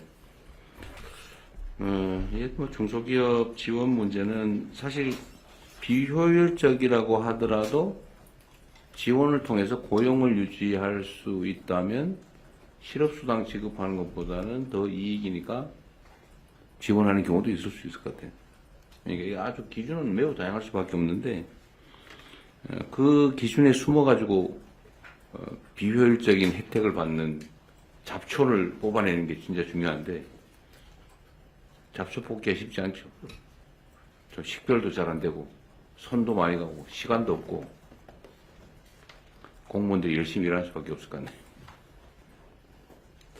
하여튼 저기 지금 이 성장 사다리 문제와 피터팬 증후군의 문제가 예산 효율화와 연결되어 있다고 생각합니다. 그래서 기업들이 성장하고 쉽게 만들어준 환경 자체를 거시적으로 좀 봐야 될 것 같고요. 그 부분에서 또 우리 관계부처 협의하고 민간 전문가님 의견 들어서 열심히 하도록 하겠습니다. 중소기업청이 어쨌든 대상 기관도 많고 어쨌든 뭐 정책 종류도 무지하게 많아서 일손이 매우 부족할 것 같다는 생각이 들긴 하더라고요. 저희가 근데 왜 현장 그렇게 화색이 돌세요? 저희가 이제 현장 조직도 있고요, 지방성이 있어서 그래서 본부의 정책 인력이 다른 부처에 비해서 상당히 네. 어쨌든 그것도 좀 고려를 하긴 해야 되겠습니다. 네. 네, 감사합니다. 자, 그러면 그 다음 주제가 있습니다. 다음 주제는 명지대학교 우석진 교수께서 유사 중복 복지제도 개선 방안을 제안해 주셨습니다. 말씀해 주십시오. 네, 유사중복 복지제도 개선 방안에 대해서 말씀드리겠습니다. 2페이지 보겠습니다. 그래서 두 가지 원칙 세워봤습니다. 첫 번째, 저출산 고령화 사회 등 우리 확정된 인구 위기에 대응하기 위한 방향으로 조정을 해야 된다 이렇게 정해봤고, 두 번째는 이제 공급자 중심으로 파트나 분절화되어 있는 유사 사업들을 수요자 국민 중심으로 통합해서 수요자의 정책 효능감을 제고하고 규모의 경제 달성함으로써 동일한 재정으로 효과성과 효율성을 제고해야 된다고 보고 있습니다. 3페이지 보겠습니다. 구체적인 예를 한번 들어보겠습니다. 우리 지금 저출산 위기를 겪고 있는데 최근에 출산율이 반등하면서 좋은 소식들이 들려오고 있습니다. 이때 우리 그 저출산에 대응하기 위한 다양한 이제 영유아 현금성 수당들이 있는데 뭐 전체적인 규모로 보나 아니면 현금 급여로 보나 OECD 국가들보다는 좀 낮은 것이 사실입니다. 그럼에도 불구하고 연령별로 굉장히 복잡한 파편적 구조를 갖고 있어서 이 받는 그 가구 입장에서 보면은 효능감이 높지 않은 것이 또 사실입니다. 그래서 그리고 최근에 이제 부모급여가 이제 들어오면서 보육시설 이용하고 이게 연동이 되어 있는 바람에 저소득 가구의 경우에 이 소득 획득 목적으로 이 시설 이용이 필요한 아동들을 어린이집에 보내지 않는 이런 경향들이 좀 관측이 되고 있습니다. 4페이지 보겠습니다. 4페이지에는 지금 현재 진행되고 있는 아동에 대한 연령별 현금성 지원 사업들이 예시가 되어 있고요. 아동 수당부터 부모급여, 첫 만남 이용권, 그리고 다양한 조세 지원 이렇게 합쳐 보다 보면은 영세의 경우 첫째의 경우에는 1,550만 원 연간 돈이 들어가고 있고 저소득층 아동의 경우에도 1,790만 원 가까이 들어가고 있습니다.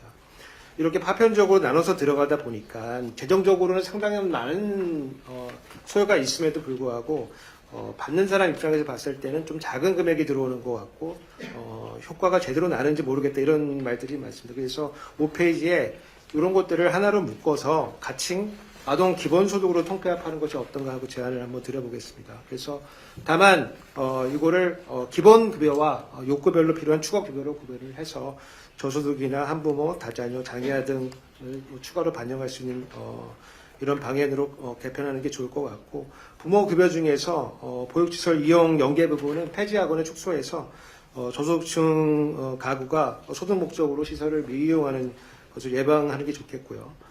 마지막으로 이제 출산 입양 공제, 자녀세액 공제 이런 것들은 지금 세제로 돼 있는데 이런 것들도 아동 기본소득에 편입해서 재원으로 쓰는 것도 좋은 방법이라고 보고 있습니다.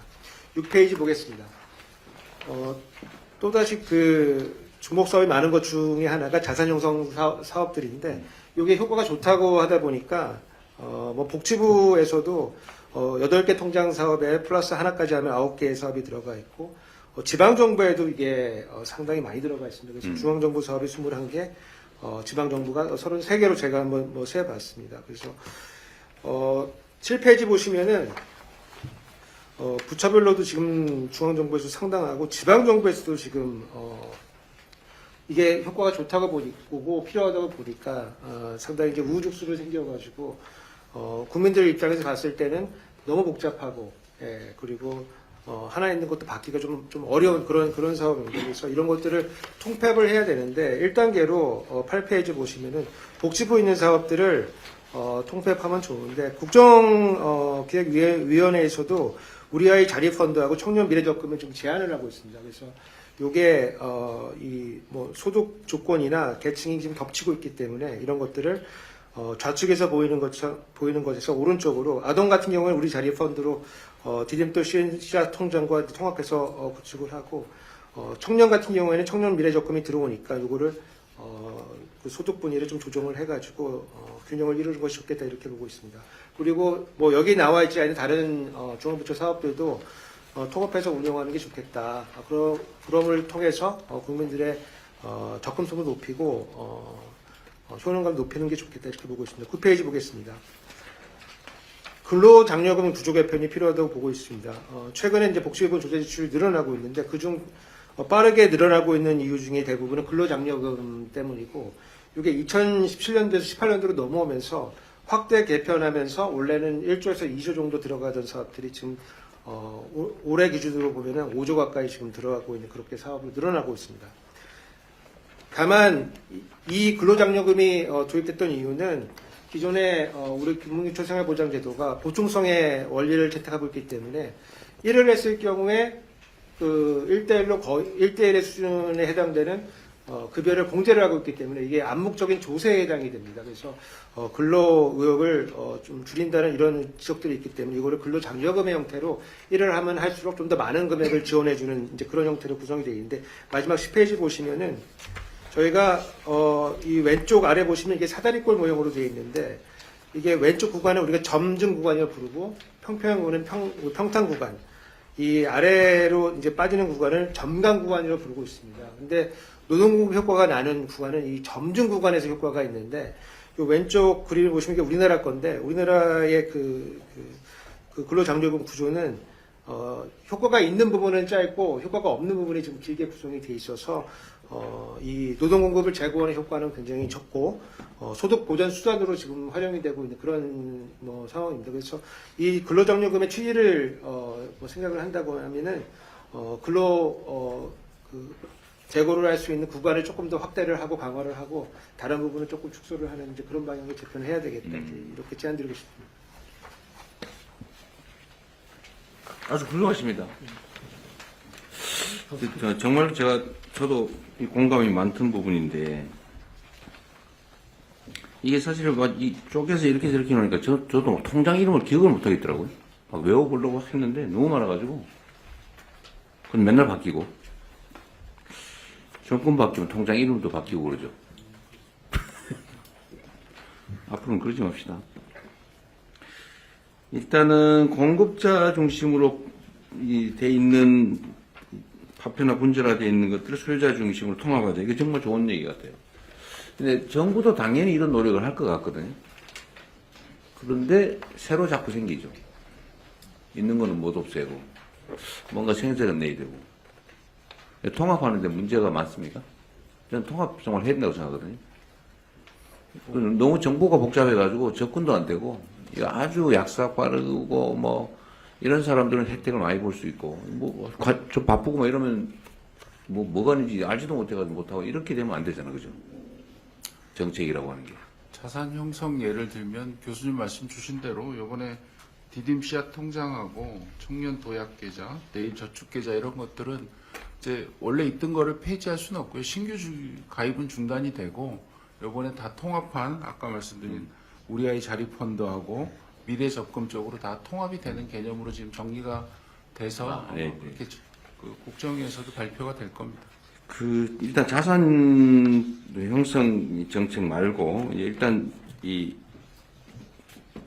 뭐라 그래, 수급 정책이라고 하나? 하여튼 복지 수급 정책. 이 아동수당 이거 조세 지출 형태로 된 것도 있고 뭐 온갖 방식이 인센티브 제도도 있고 이걸 정말 통합해서 한꺼번에 운영하려고 하면 좀 섭섭할 수 있죠. 예를 들면 내가 세금에서 옛날에 이렇게 혜택을 받았는데 그게 없어졌다. 근데 그 아쉬움만 남고 추가로 정부로부터 지원이 늘어났다는 것은 좀 체감이 안 되고 근데 거기에 일부에서 악의적으로 혜택을 뺏었다고 선전하고 이러면은 진짜 뺏어갔나? 이래서 저항할까봐 사실 못하는 측면도 있죠. 맞습니다. 이게 통합을 하면 처음에 훨씬 효과적이- 규모가 커지기 때문에 효능감이 있지만 네. 예전에 이제 출산했을 때 뭐 천만남 이용권, 뭐 이제 영아기에 굉장히 큰 돈을 부모급여를 이렇게 0세 1세에 줬던 것들이 없어지면 사실 초반에 한 번 할 때는 뭔가 굉장히 받는 것 같지만 일단 그게 기본이 되고 나면 다른 정책 목표를 달성하는데 굉장히 좀 한계가 있어서 네. 복지부나 이런 부처에서는 새로운 타겟팅한 바우처 같은 거를 계속 만들어서 새로운 정책 수요에 좀 대응하고 싶어 하죠. 그래서 통합되면 비슷한 게 또 생기고 통합되면 또 생기고 그래서 결국은 재정 수요는 계속 늘어나고 그런 과정이 좀 반복되는 사례가 많습니다. 그러니까요. 근데 사실 바우처 제도 이런 걸 하면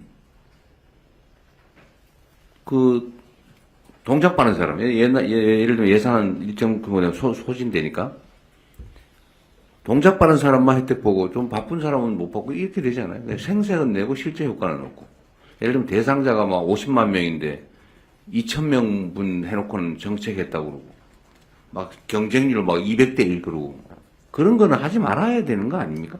요즘은 근데 그런 분야들이 대부분 의무지출화돼 있어서 요건이 해당이 되면 뭐 예비비를 더 지원하든지 해서 요건을 좀 조정하더라도 이렇게 그 선착순으로 하는 이런 것들은 많이 좀 없어진 편입니다. 지방정부에는 꽤 있더라고. 나한테 그런 자랑하는 사람도 있던데. 대상자가 수만 명인데 1,000명 대상해서 정책했다고. 일단은 지금 당장은 어렵겠지만 이 지적한 대로 영유아 대상 수당을 통합하는 건 고민을 좀 해봐야 될 것 같아요. 그리고 저런 것도 있지 않습니까? 예를 들면 조세 지출 형태로 해버리면 지금은 돈이 안 돌아서 문제잖아요. 전체적으로. 전 세계적으로. 근데 정부가 그냥 안 걷는 것보다는 세금을 깎아주는 것보다는 받아서 지역화폐 형태라도 지출을 해주면 순환이 되지 않나요? 똑같은 건데. 저희도 지출을 좀 재정 지출이 더 효과적이라고 생각합니다. 그렇죠. 조세 지출보다는 재정 지출로 가는 게 훨씬 효과적이죠. 그리고 앞에 아까 말씀하신 것처럼 그 지방에는 지금 보조금 반납금이 매년 몇백억씩 중앙정부 반납을 하거든요. 그중에 많은 부분이 복지 예산입니다. 이게 이 신청주의 때문입니다. 그래서 자동 지급제로 전환을 하면 그런 분 많이 없을 것 같습니다. 안 그래도 이건 딴 얘기긴 한데, 정창수 소장 말씀하신 대로 저도 그 생각을 지금 하고 있다. 지금 얘기를 안 하고, 못하고 있는 중인데, 신청주의, 그건 매우 잔인한 제도 아닌가요? 그냥 대상자가 되면 당연히 지급하고 최선을 다해서 못 받는 건 할 수 없지만, 신청 안 했다고 안 주고 이러니까, 지원 못 받아서 죽고 그러는 거잖아요. 그죠? 근데 예산실장님, 그건 어떠세요? 정부 입장에서, 제일 정부 입장에 좀 가까울 것 같아서. 복지부도 와 있습니다. 복지부 정책기획관. 복지부에 제일 맞죠, 그게. 예, 신청주의, 이건 약간 벗어난 얘기긴 한데, 신청주의로 하지 말고 자동 지급하는 제도로 바꾸면 정부 지출이 늘어날까봐 그런 건가요? 아니면 지출의 문제는 아닐 거고요. 지금 이제 법상으로는 대부분 신청을 기본으로 하고 직권으로도 이제 보호의 필요성이 있거나 복지 수요의 대상이 되면 직권으로 보호하도록 법상은 되어 있습니다. 근데 직권으로 보호할 때도 대상자에 대한 내가 보호를 받겠다라는 동의 절차가 법상 필요하기 때문에 사실상 수혜를 거부하는데 왜 강제로 주냐 그럴까봐 그런 거예요? 그러니까 법상 절차입니다. 이제 근데 그러니까 법만 바꾸면 아무 문제가 없는 거예요?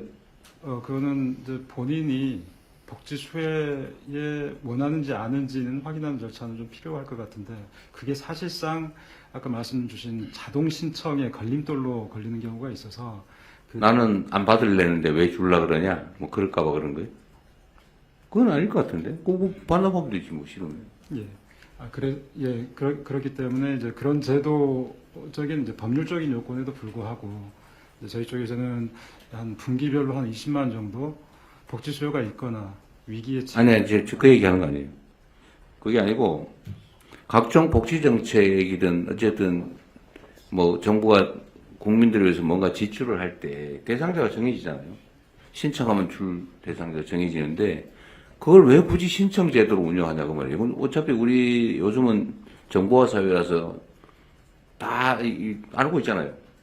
그러면 쫙 지급해주고 굳이 안 받겠다는 사람은 반납하고 그러면 되는데 왜 신청을 굳이 하게 해가지고 행정력을 낭비하냐고 말이죠. 저는 그 생각이 들더라고요. 이게 이제 하긴 하는데 신청을 안 하는 사람만큼 재정이 절감이 되니까 그걸 노린 게 아닌가.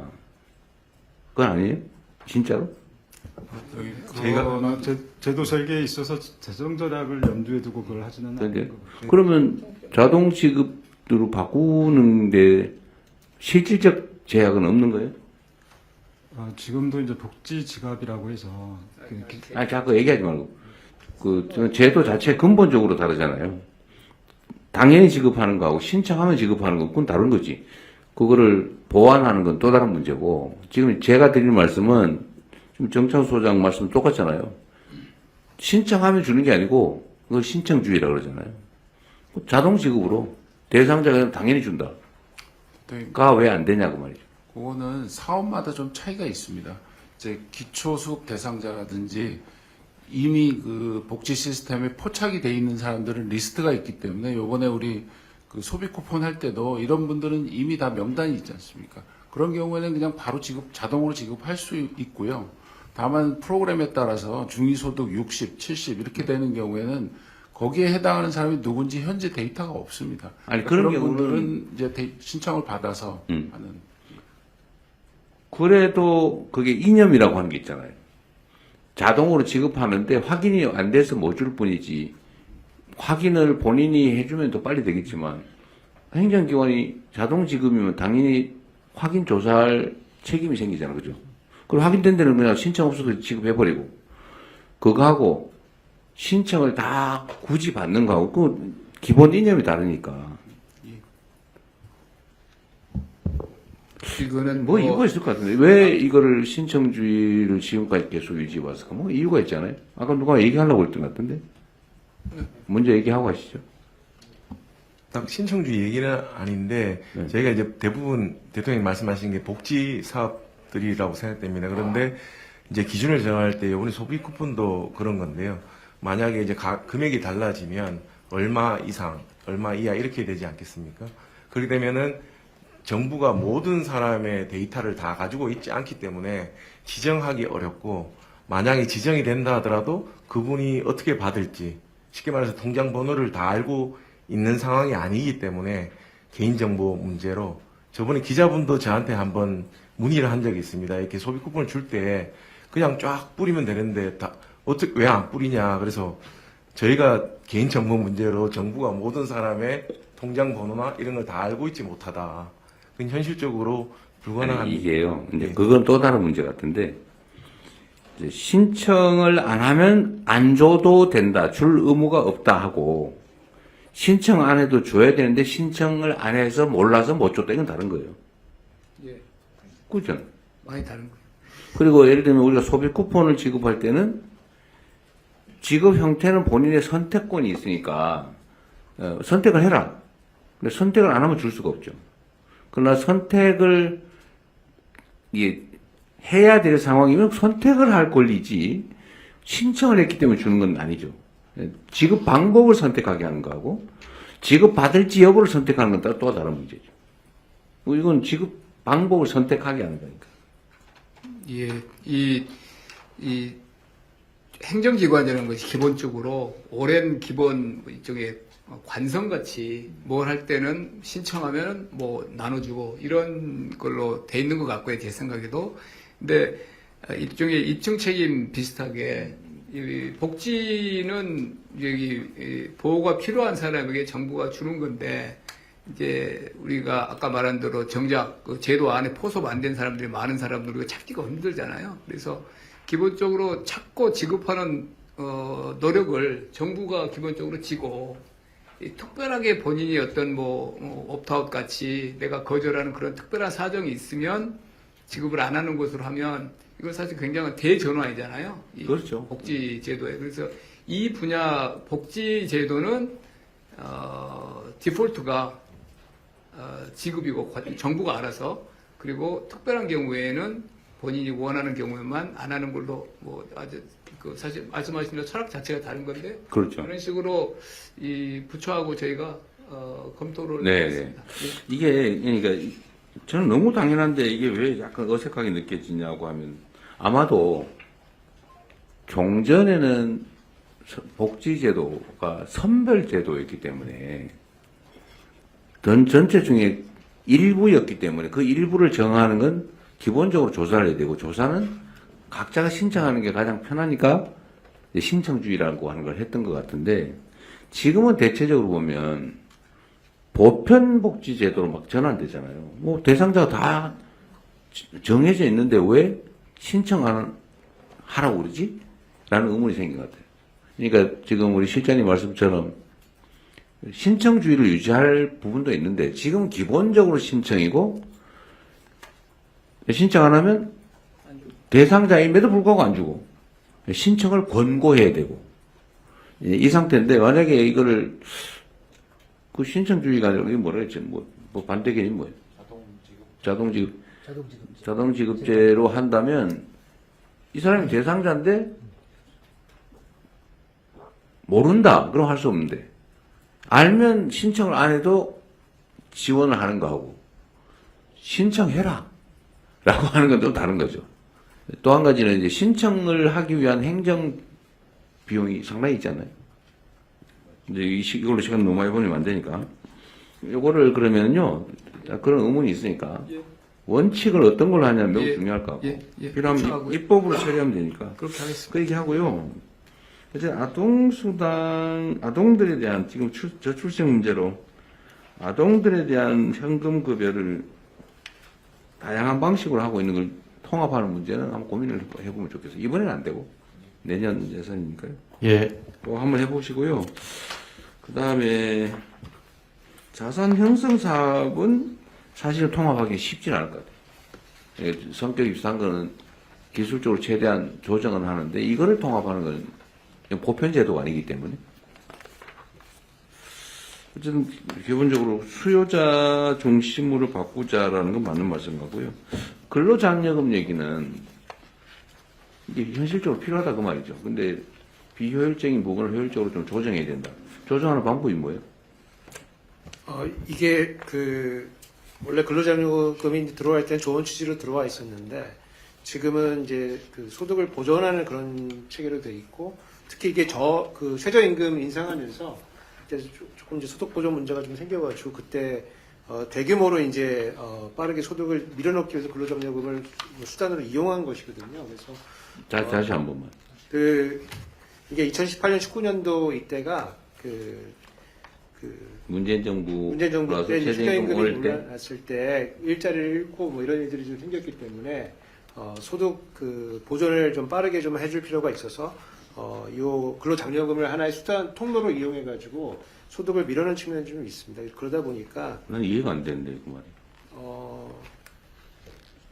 네. 다른 분들 이해식이 되세요? 내가 이해를 못해. 원래 근로장려금이라고 하는 게 그렇게 소득을 밀어내는 목적으로 쓰고자 하는 정책이 아니었는데 소득을 밀어내요?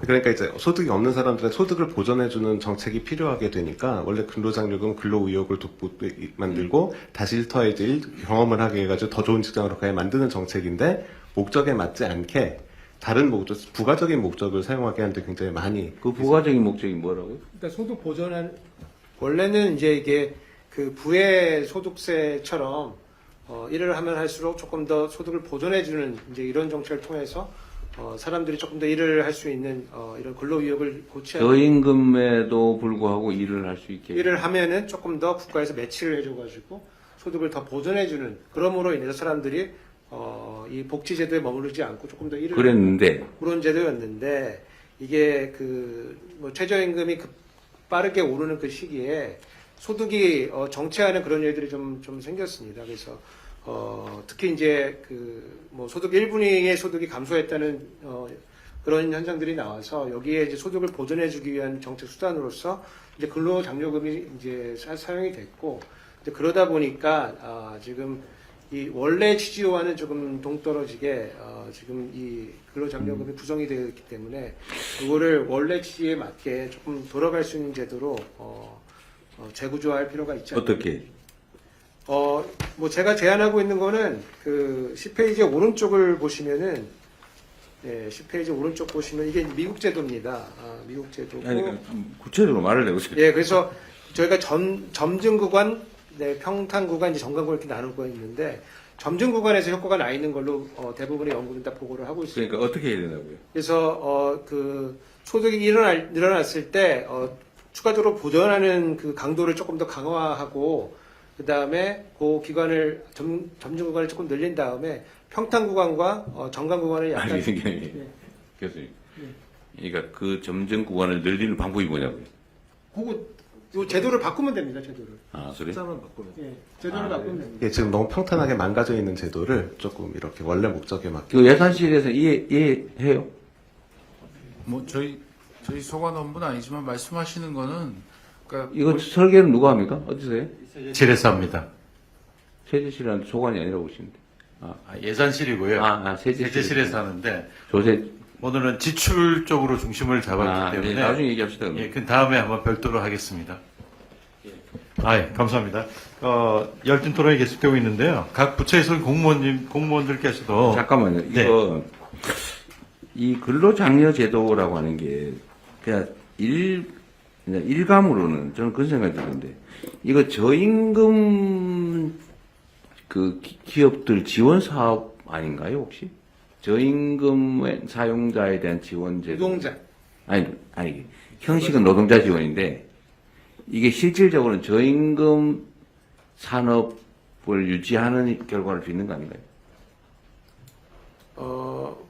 뭐 결과적으로 뭐 그런 뭐 측면이 뭐 만약에 저희 근로장려 제도가 없으면 거기에 일할 사람도 없어지고 그럼 그 기업 또는 그 해당되는 산업은 없어지는 거잖아요 원래. 요거는 이제 임금과 따로 오히려 뭐 고용주 입장에서 봤을 때는 우리도 국가에서 근로장려를 받으니까 우리가 임금을 조금 최저임금을 안 줄 수는 없는 거고. 그러니까 이제 더 올려줘야 되는 상황에서 더 올리지 않고 그렇죠. 국가가 주니까 우리는 조금만 최저만 올려주겠다 이런 상황은 벌어질 수가 있습니다. 다만 이제 근로자 입장에서는 총 임금이 중요하기 때문에 뭐 그런 상황도 시장 상황에 있어서는 좀 받아들일 수 사실상 사용자 지원 제도 아니냐 그 말이죠. 그렇게 작동하지 않느냐. 이게 일종의 임금 보조 역할을 하기 때문에 사용자 지원의 뭐 역할도 있다고 좀 보고 있습니다. 네, 알겠습니다. 네. 다른 공무원들께서도 자유롭게 좀 말씀을 해주시면 좋겠습니다. 마지막 이제 주제 토론입니다. 나라살림연구소 정창수 소장님께서 재정 지출 구조 조정 개선 방안을 제안해 주시겠습니다. 예. 네, 마지막에 항상 시간의 피해를 보는 것 같습니다.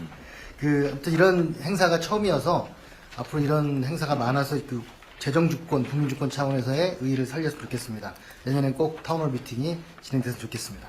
제가 지금 시간이 얼마 남지 않은 것 같아서 PPT 문제 나온 2페이지를 보시면 제가 4가지 사업을 말씀드릴 텐데요.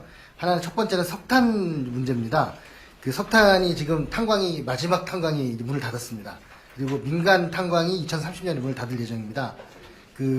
그런데 문제는 뭐냐면 아직도 1,300억 정도의 예산이 지원되고 있습니다. 그래서 이 석탄 생산은 계속 줄고 있는데 예산은 줄지 않는 이런 현상이 89년부터 지금까지 계속되고 있습니다. 그래서 탄광지역에 대한 지원이 진짜 탄광에 있는 노동자들을 위해서 직업 전환이라든가 이런 걸로 지원되는 게 아니라 그 이후로 계속 지역을 살린다 뭐 차원에서 계속 지원되고 있는 문제가 있습니다. 특히나 폐광을 하면 폐광 보조금을 주고 채굴을 하면 채굴 보조금을 주는 악셀과 브레이크를 동시에 밟는 이상한 정책이 지금 20몇 년째 진행되고 있는데요. 그래서 일부에서는 석탄을 캐는 것이 아니라 세금을 캐고 있다는 말을 합니다. 제일 문제는 연탄이 싼 것이 아니라 세금 때문에 싼 건데 국민 세금을 들여서 어려운 가구와 농가에 제일 위험하고 비싼 연탄을 억지로 쓸 수밖에 없도록 하고 있는 것, 이게 문제이고요. 그래서 이 기후위기에도 맞지 않고 국민과 농민들 건강에 좋지 않기 때문에 이것을 끝내고 차라리 보일러를 바꿔드리고 화훼 농가들에게 다른 방식의 태양광이라든가 다른 방식의 그런 친환경 연료를 사용할 수 있게 하는 것이 좋겠다라는 게 첫 번째 제안입니다. 두 번째 4페이지에 보시면 4페이지부터는 SOC 문제입니다. SOC 예산이 집행률이 매우 낮습니다. 그 이유는 쓸 수 있는 돈보다 많은 금액을 예산으로 잡고 있기 때문입니다. 이거는 이제 쓸 준비가 안 돼 있는데 먼저 돈을 챙겨주는 이런 챙겨두는 그런 지금 관행인 거고요. 도로철도 공항 건설 사업 중에서 집행률과 공정률이 미흡하거나 과다 계산돼서 예산을 쓰지 못하고 있는 사업, 대표적인 사업도 저희가 2조 500억 정도를 선정을 했습니다.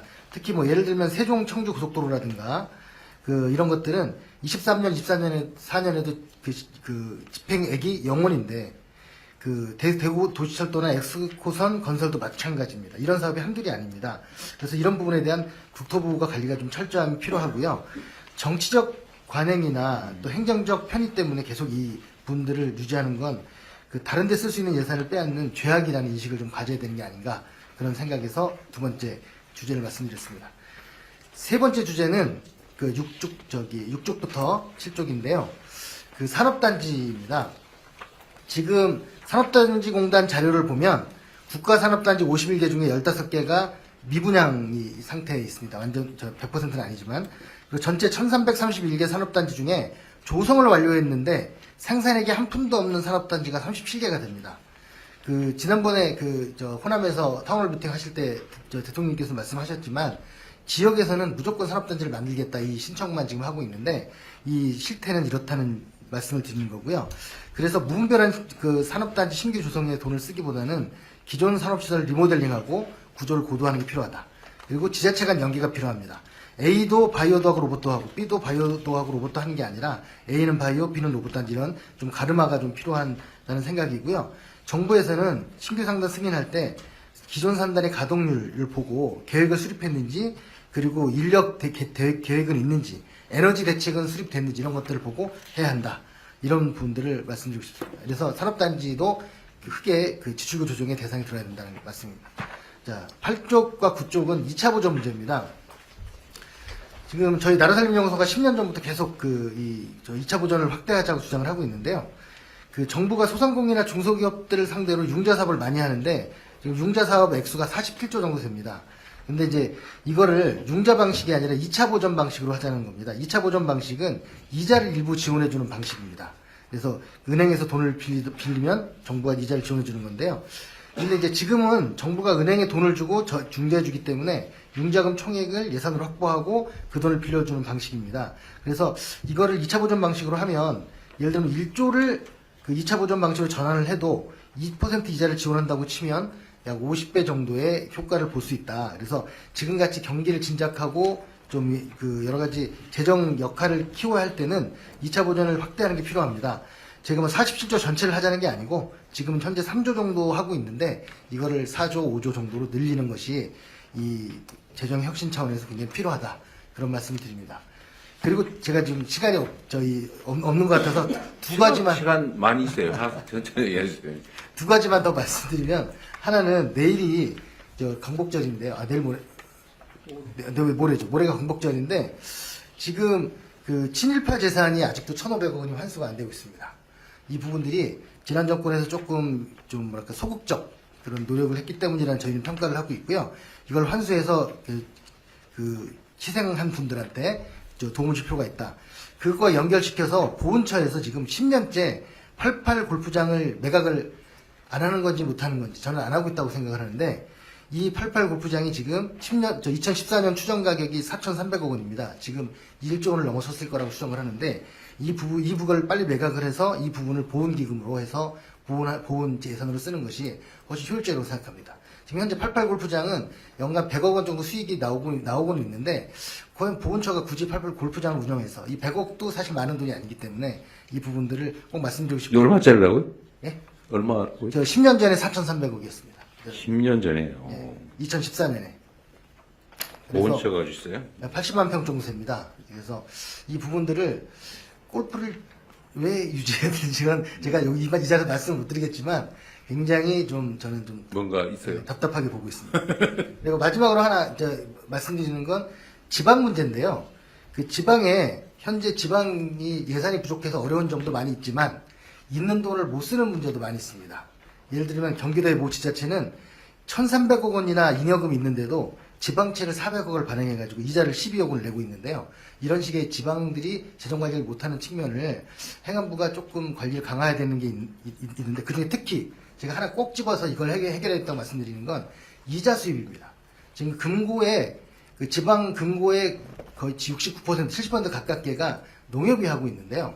지금 저희 연구소가 23년도를 분석을 해보니까 약 170조 정도 돈을 지자체가 기금하고 일반 예산 갖고 있는데 이 돈에 대해서 이자 수입이 얼마냐 따져봤더니 보통예금을 하고 있다는 얘기. 예, 근데 높은 곳은 4.7%인 지역이 있습니다. 제가 어디라고 말씀 좀 못 드리겠는데 낮은 곳은 0.5%입니다.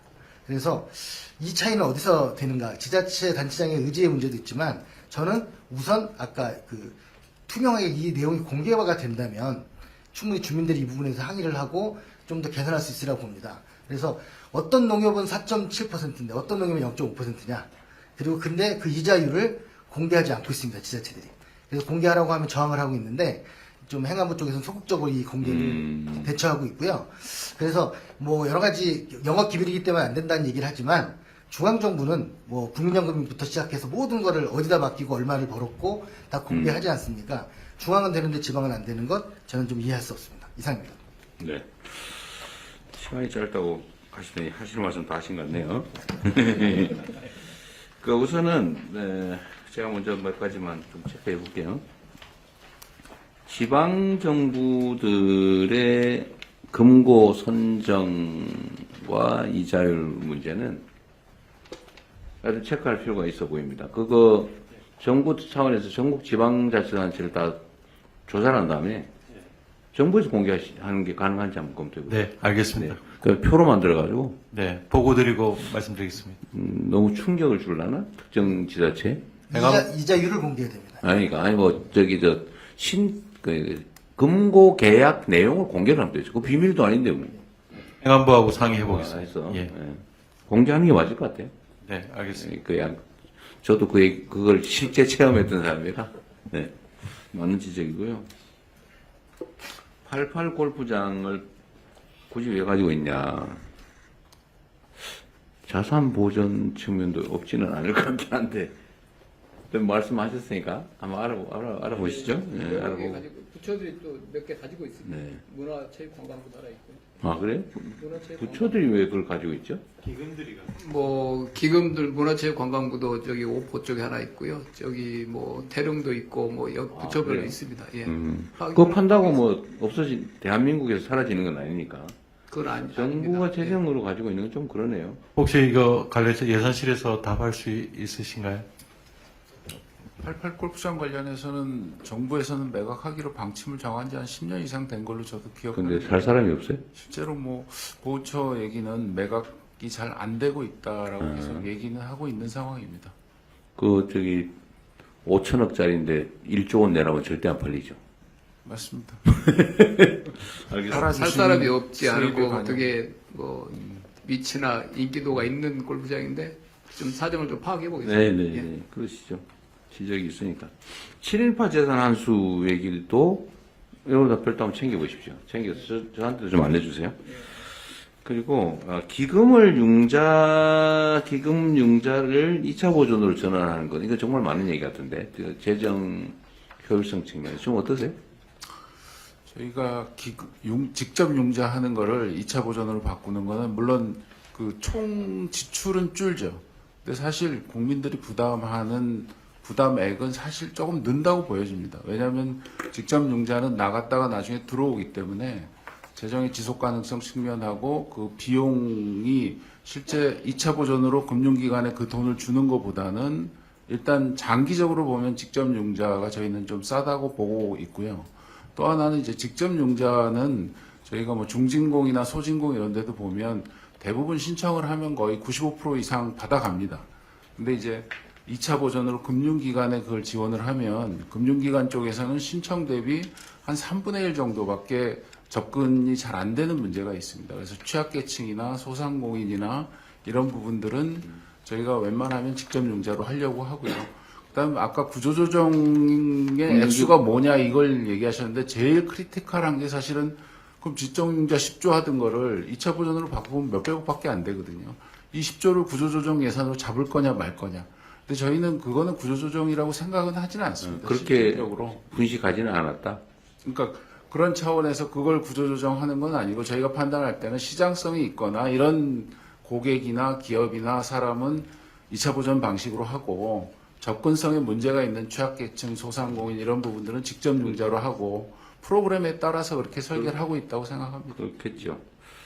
그런데 우리 정창숙 소장님은 그런 점을 고려 안 하고 한 말씀은 아닐 거고. 예를 들면 이제 금융기관들은 2차 보전을 해줄 테니 서민 금융 지원을 해라라고 하면은 안 해버린다 그 말이잖아요.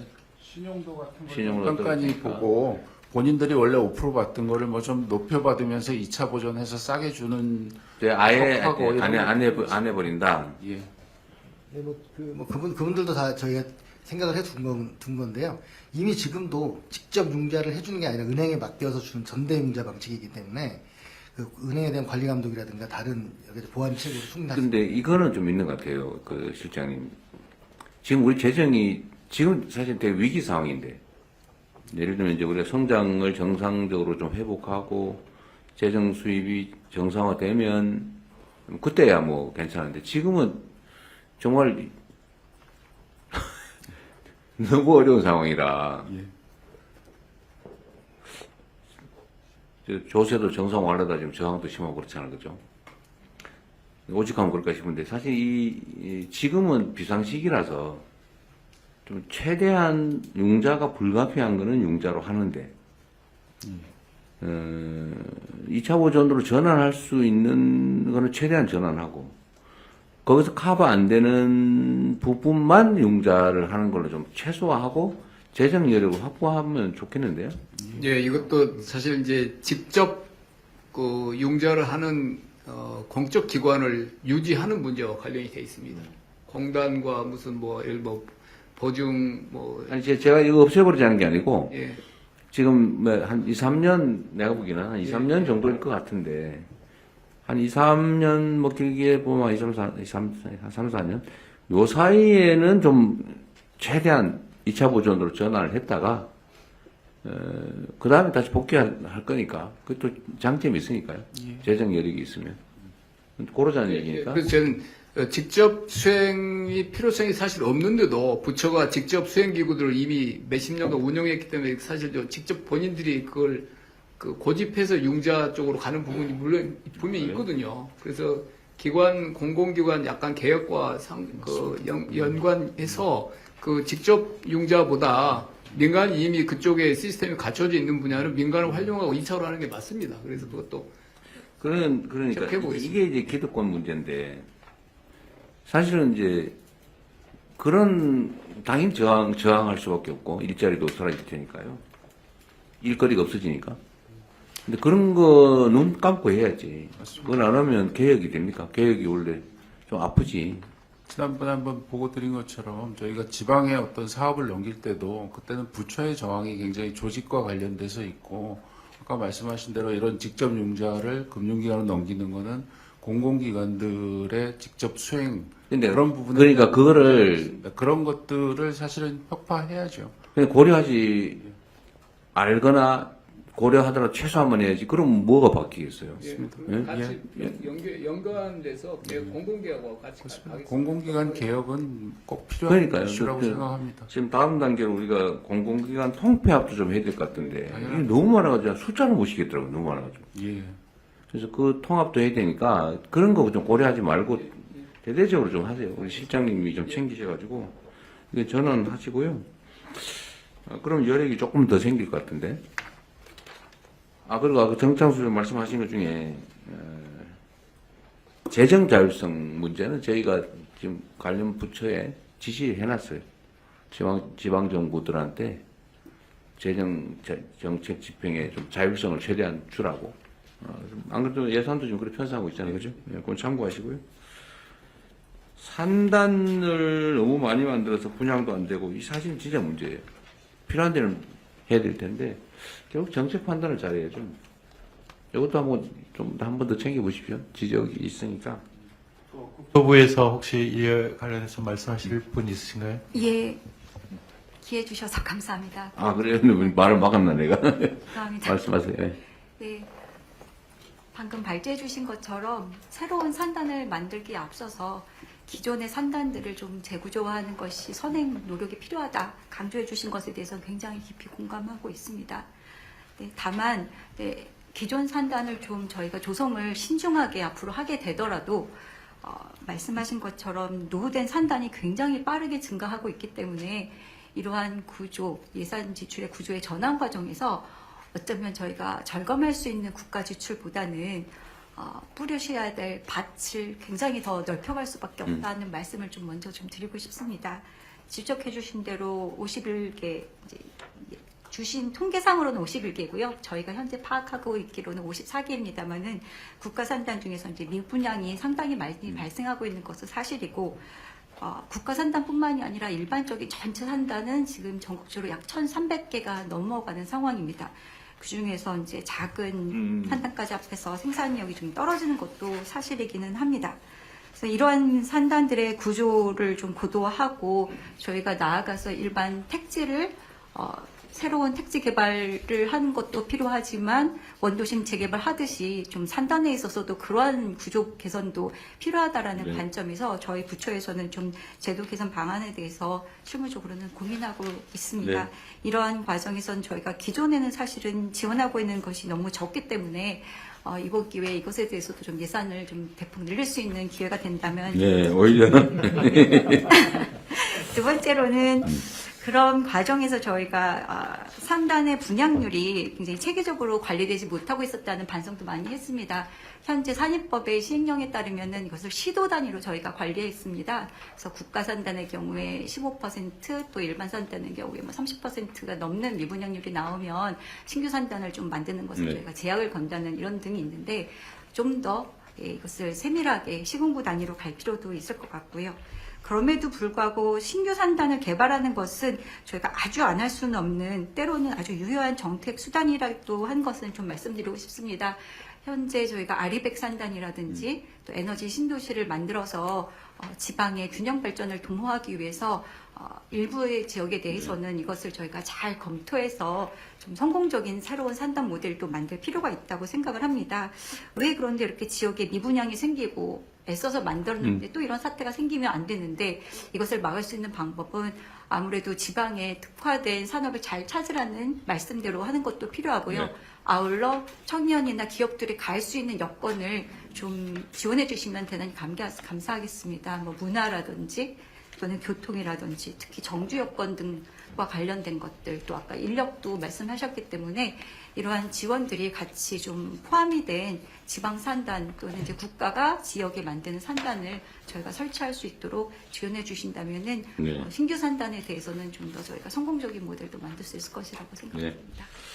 하여튼 뭐 국토 균형 발전이라는 측면에서 유효한 산단 개발은 적극적으로 당연히 해야 되겠죠. 근데 모 씨가 막 여기로 해라 저기로 해라 가지고 일이 엉터리로 하는 건 없어야 되겠죠. 이 관련해서 지방 같은 경우에는 산단을 유치하는 게 그 지역의 업적이 되고 개발의 근거가 돼서 국회의원들이나 지자체장들이 엄청 노력은 합니다. 근데 이제 문제는 그렇게 유치해놓고 운영은 중앙에서 관리를 하거든요. 그러니까 부담은 중앙이 지는 구조입니다. 그래서 제도 개선을 한다면은 이제 그것까지도 지자체나 그 지역에서 담당하는 것도 한번 고민을 해볼 필요가 있습니다. 그래야 좀 책임 있는 분양부터 책임 있는 운영을 할 가능성이 많습니다. 그러니까 유치는 본인들이 하고 결과값의 운영은 중앙에서 하는 부담의 구조도 한번 이번에 제도 개선할 때 네. 같이 논의하고 검토할 필요가 있습니다. 네, 국토부가 좀 더 세밀하게 대비를 잘 하셔야 될 것 같아요. 그리고 일단 석탄 얘기 먼저 좀 해보면 이거 저는 전에 어디 보고에 마지막 무슨 갱부를 닫았다 그러길래 다 없어진 줄 알았더니 이건 그 석탄 공사 얘기였던 거예요?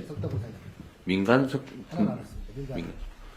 그치 그 중단해야 되는 거 아니에요? 그뭐 자꾸 경쟁력도 없는데 그걸 이제 석탄 산업을 우리가 발전 강원도하고 상의하겠습니다. 산업부에서 이 문제에 대해서 아마 코멘트 하실 네. 분이 오셨습니다. 네. 그 석탄공사 운영하는 마지막 탄광은 지난 6월 30일 날 문을 닫았고요. 지금 남아있는 거는 그 경동에서 운영하는 상덕광업소. 어디요? 있습니다. 어디에? 삼척에 있는 삼척이요? 네, 상덕광업소라는 민간 탄광 하나만 지금 남아있는 상황이고 이 탄광도 지금 스케줄상으로는 29년, 30년, 이 30년까지는 다 종사자가 몇 명이에요? 종사자가 지금 721명입니다. 그 위험하고 경쟁력도 없고 아까 말씀하신 대로 효율성도 없고 예산 낭비에 이게 연간 얼마 들어간다고요? 거기에 지원하는 게? 석탄 채굴 공급에? 석탄 연탄 합쳐 1,354억입니다. 매년? 올해가 그렇고요. 그 전에 예. 아주 많았습니다. 지금 그 석탄 생산과 관련해서는 지금 그동안에는 어쨌든 그 석탄공사 운영하는 탄광하고 민간 탄광 둘 다 지원했는데 석탄공사 탄광이 문을 닫았기 때문에 이제는 민간 탄광에 지원하는 석탄 생산 보조금만 남아있는 상황입니다. 얼마 정도예요? 그 지금 한 280억 정도 생산 보조금이 들어가고 있고 연탄에는 한 190억 정도 생산 보조금이 들어가고 있습니다. 총 얼마예요? 총 두 개 합치면 총 한 500억 되는? 예, 480억 정도 되는 상황입니다. 그 500억을 차라리 바우처로 해서 지원해 주는 게 낫겠다 그 말이죠? 현재도 연탄 바우처는 지급되고 있는데 그걸 다른 바우처로, 다른 에너지 바우처로. 관련해서 관련 예산은 한 1,000억 가까이 되고요. 석탄을 생산해서 쓸 데가 없기 때문에 가격 보조를 해서 발전소로 보내서 합니다. 거기서 이제 한 40% 정도 가격 보조를 해주고 아이고, 저. 연탄을 생산하면 80% 정도 가격을 깎아서 그걸 보급해 줍니다. 안 팔리기 때문에. 빨리 지원 중단하는 게 맞을 것 같은데, 진짜? 그렇습니다. 예. 근데 왜 하는 거예요? 그러면 이거 이제 휴경 보조금 같이 지역에 아마 몇 년간까지 5년간 또 지역에는 또 보존을 해줘야 될 거 아니에요? 아니, 다른 방식으로 차라리 해야지. 차라리 현금으로 주든지. 계속 연장해 온 겁니다. 아니, 그러니까 10년째 이러고 89년부터 지금 계속 하는 거죠. 이제 그만해야 되겠는데, 이거. 예, 탄소 발생도 시키잖아요. 예, 그래서 말씀드린 대로 탄광은 1개 남았고 연탄 공장은 전국에 17개가 남아있는 상황입니다. 그래서 말씀하신 대로 그 보조를 하고 있는 거를 저희가 바로 중단하게 되면 바로 연탄 가격이 한 250원 정도 상승이 됩니다, 장당. 그렇게 되면은 연탄 사용 가구가 지금 연탄 한 장이 얼마예요, 요새? 한 1,072원 정도 하고 있습니다. 천원인데 250원이 오른다. 예. 바로 그거를 아니, 그러니까 바로 뭐 지금 즉각한 이런 걸 그렇게 할 수는 없고, 그래도 2030년 너무 긴 것 같아서. 예, 한 3년 정도 단계적으로 3분의 1씩 감축을 해서 연탄 보조금을 없애고 그거를 말씀하신 대로 연탄 쿠폰에 좀 얹어가지고 지원하는 방식으로 전환하도록 하겠습니다. 대체연료 쿠폰으로. 연탄 쿠폰을 좀 주고 있는데 거기 얹어가지고. 하여튼 요거는 별도로 좀 조정 내용을 재검토해가지고. 예, 지역 다른 대안 사업을 해줘야 될 것 같고 그 예산 가지고 뭐 그런 방식이 아니더라도 대체 산업을 넣는 예, 것도 내년부터 방안을 시작합니다. 만들겠습니다. 예. 그 대통령 관련해서 사실 이 연탄의 이런 구조가 30년째 이렇게 왔는데 제가 발표할 때 말씀드린 쌀도 이거랑 거의 유사한 구조입니다. 현재 수요가 적기 때문에 구조는 비슷한데 관련자가 숫자의 차이가 엄청나죠. 맞습니다. 맞습니다. 이제 그거를 대비해야 한 그게 사실은 더 중요합니다. 이거 정리하는 것도 중요하다. 쌀은 안보 산업이고 석탄은 안보 산업이 아닌 것 같은데. 네. 거기에 대한 미세 조정이 필요하다고 네, 말씀드립니다. 그렇죠. 예. 자, SOC 예산은 우리 국토부에서 이거 관련돼서 누구 의견 있어요? 예, 국토부 네, 그렇습니다. 그 말씀 취지는 저희들이 충분히 공감하고 철저한 노력을 더 해야 된다는 자극으로 받아들입니다. 다만 이제 말씀하실 때 아예 준비가 안 됐다고 표현하신 또 죄악이라는 표현을 또 하시고 그 정도는 아닌 작동하고 있다는 부분을 간단하게만 좀 말씀드리겠습니다. 원래 예산 편성을 할 때는 SOC 같은 경우는 지역 균형 발전이나 국민 편의, 국민 안전 이런 것 때문에 하게 되는 거고요. 다만 그 아래에서 우리가 집행 여건이라든지 이런 부분은 충분히 고민을 사실 해야 됩니다. 일단 편성할 때는 사실 저희 부도 고민하지만 기재부가 사업에 대한 축적된 데이터를 갖고 있기 때문에 부처가 좀 욕심이 들어가거나 의욕이 들어간다 하더라도 기재부에서 그 부분에 대해서는 부처 정부안 만드는 과정에서 감액을 시킵니다. 그런 과정이 있다는 부분도 있고요. 네. 그 다음에 이제 이 편성 요인과 관련해가지고 이게 사실은 예측할 수 있는 요인이면 정부 시스템 안에서 자꾸 이게 걸러지는데 그 과정에서 예측하지 않은 요인들이 보통 집행 단계에서 일어납니다. 그 부분들은 뭐 사실은 저희들이 아무리 좀 노력해봤자 안 되는 부분은 있습니다. 그런 부분들이 지금 예시하신 부분들이 예를 들어서 시공사가 갑자기 뭐 넘어져 버리거나 가덕도 그러죠. 가덕도도 그렇고 어떤 뭐 환경영향 평가하다 보니 이 반대 단체가 너무 심해서 좀 되는 부분 이런 부분들은 저희들도 긴밀하게 사실은 기재부가 점검을 하고 거기다가 그 해에 집행이 못 되면 뭐 다른 쓸만한 사업으로 이렇게 전용을 한다든지 이런 식의 시스템이 나름 돌아가고 있다는 부분. 그리고 국회에서도 사실은 통제가 받고 있는 부분이 있는데 가장 요번에 새 정부에서 저희들이 고맙게 생각하는 거는 부처에서 알아서 기재부와 협의해서 하는 시스템 외에 국정기조로 지출구조 조정이라는 강력한 이럴 때 한번 도려내라. 이런 부분에 큰 기조를 주셨기 때문에 그런 부분에서 요번에도 2차 추경할 때도 많이 도려냈고 또 지금도 기재부 지침에 따라서 정관 편성할 때 그 부분이 반영이 돼서 진도가 나가고 있다는. 그래서 너무 극단적으로 잘 안 돌아가고 이렇게 생각을 하셔도 네, 알겠습니다. 무지하게 억울하셨던 모양이네요. 근데 제가 그 사업을 하지 말자는 얘기가 아니라 됐어요. 예산을 이제 시차를 조절하자는 거고요. 그리고 1년만 그럼 몰라도 2, 3년은 좀 심각한 거라고 생각합니다. 하여튼 뭐 그런 거 있죠. 여기도 보면 2조 해놨는데 가덕도가 절반이네요. 가덕도는 우발 사고지. 네. 하여튼 그냥 이 지적 자체는 의미 있는 것 같고 지금은 어쨌든 우리가 예산 편성이 나름 감안은 돼 있을 텐데 이것도 한번 참고하시고요. 어쨌든 SOC 예산에 이렇게 막 집중도를 계속 유지할 수 있겠냐? 해보면 좀 어려울 것 같아요. SOC 예산은 좀 조정을 해야 되지 않을까? 그러죠? 요거는 좀 더 신경 써가지고 적절하게 조정하고 꼭 필요하면 뭐 추가를 나중에 하든지 하더라도 좀 더 줄여야 될 필요는 있을 것 같네요. 경제 예산국장님이 간단하게 코멘트 하시죠. 참고로 저희가 내년도 예산 편성할 때 그 국토부와 잘 협의해가지고 집행 지연 사업들이 많이 있습니다. 정상수 소장님 지적해 주신 바와 같이 그래서 저희가 도로 철도를 중심으로 집행 지연 사업이 확인되는 경우를 중심으로 대상으로 저희가 한 0.7조 원 정도 구조 조정을 했고요. 그 다음에 이제 철도 같은 경우에는 철도 공단에서 정부에서 출연금을 받아서 이제 철도 레일을 건설해 갑니다. 근데 그 과정에서 이제 잠겨 있는 돈들이 되게 많이 있습니다. 그러니까 그 노선별로 집행이 잘 안 되기 때문에 실제 그 노선별로 돈은 출연을 받았지만 실제 그냥 예를 들면 아까 말씀 주신 대로 뭐 그냥 그 공단 내에 잠겨져 있는 돈들이 많아서 이번에도 저희가 한 1조 원 수준으로 환수를 해서 다시 그 재원들을 집행이 잘 되고 있는 사업 쪽으로 전환하는 그 예산도 반영을 했다는 말씀을 드립니다. 네. 하여튼 이 SOC 예산은 정치적 요소가 꽤 있잖아, 그죠? 거기 많이 휘둘리지 않도록. 어쨌든 뭐 정치인들 입장에서는 뭐 확보하는 게 최대 과제니까 뭐 등살이 보통이 아니죠. 네. 그래도 점 있고 좀 버텨보세요.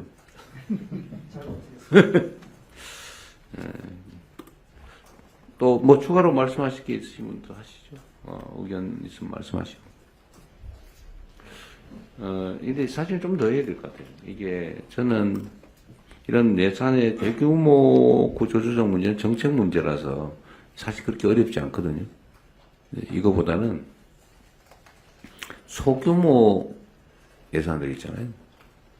소규모 예산. 당연하게 집행되고 있는 소규모 예산 중에 지금 시대에도 이런 걸 굳이 해야 되나? 이게 과연 다른 사업보다 효율성이 있나? 또는 이 돈으로 차라리 새로운 사업하면 훨씬 더 나을 텐데 이런 걸 찾아내는 게 중요하거든요.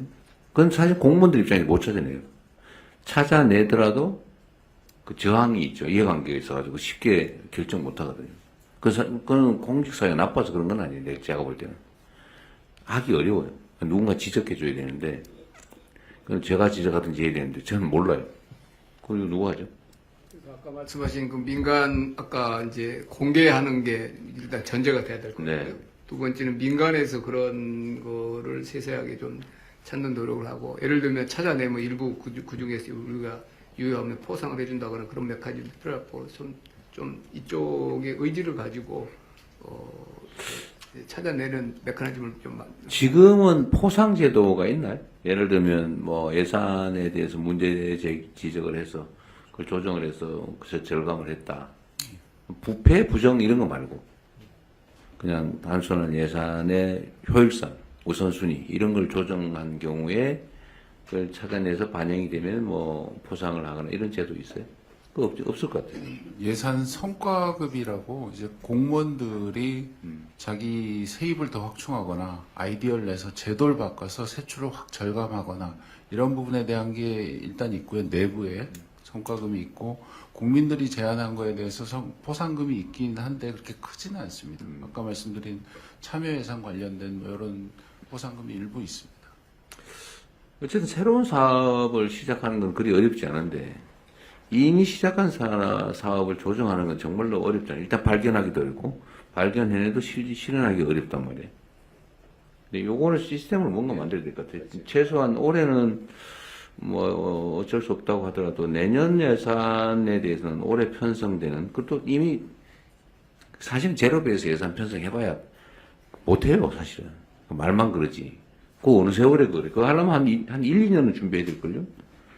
그러니까 그거를 지금부터라도 이제 찾아내는 걸 좀 해야 될 것 같아요.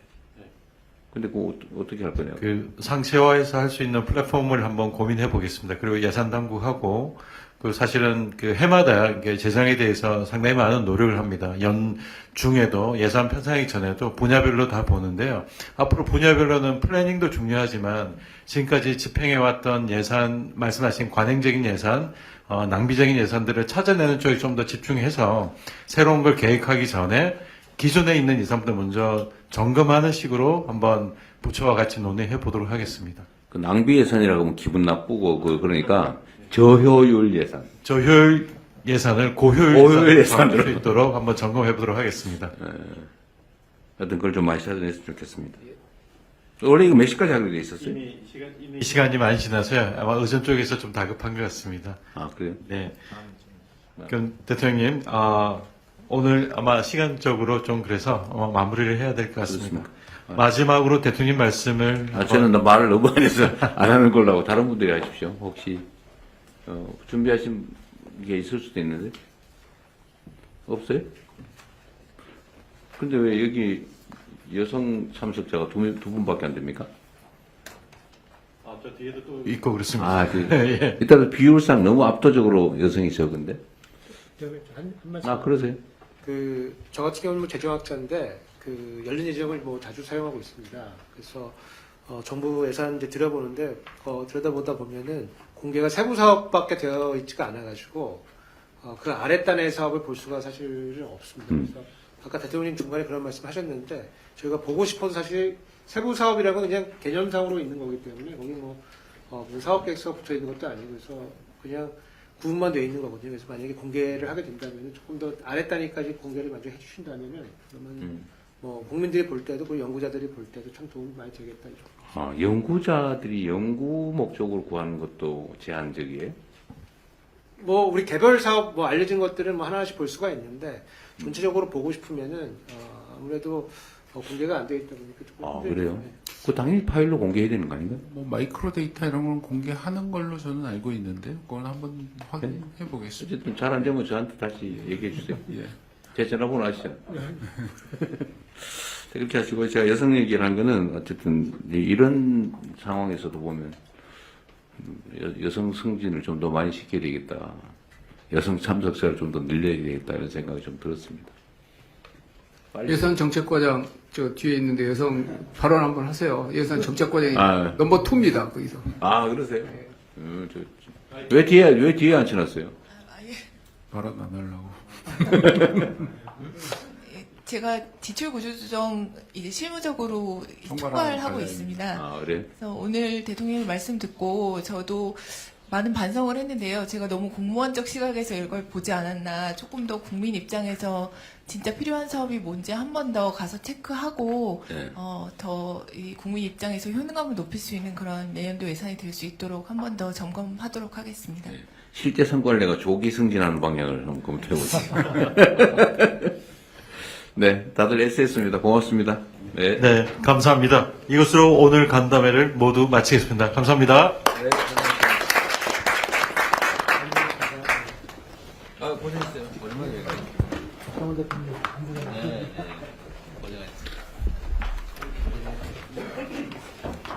자, 애썼습니다.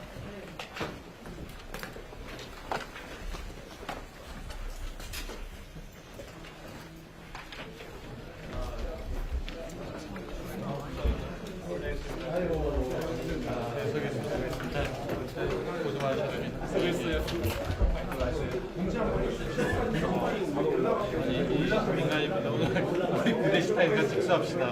어디 나가봤자 우리 일정이 져가지고.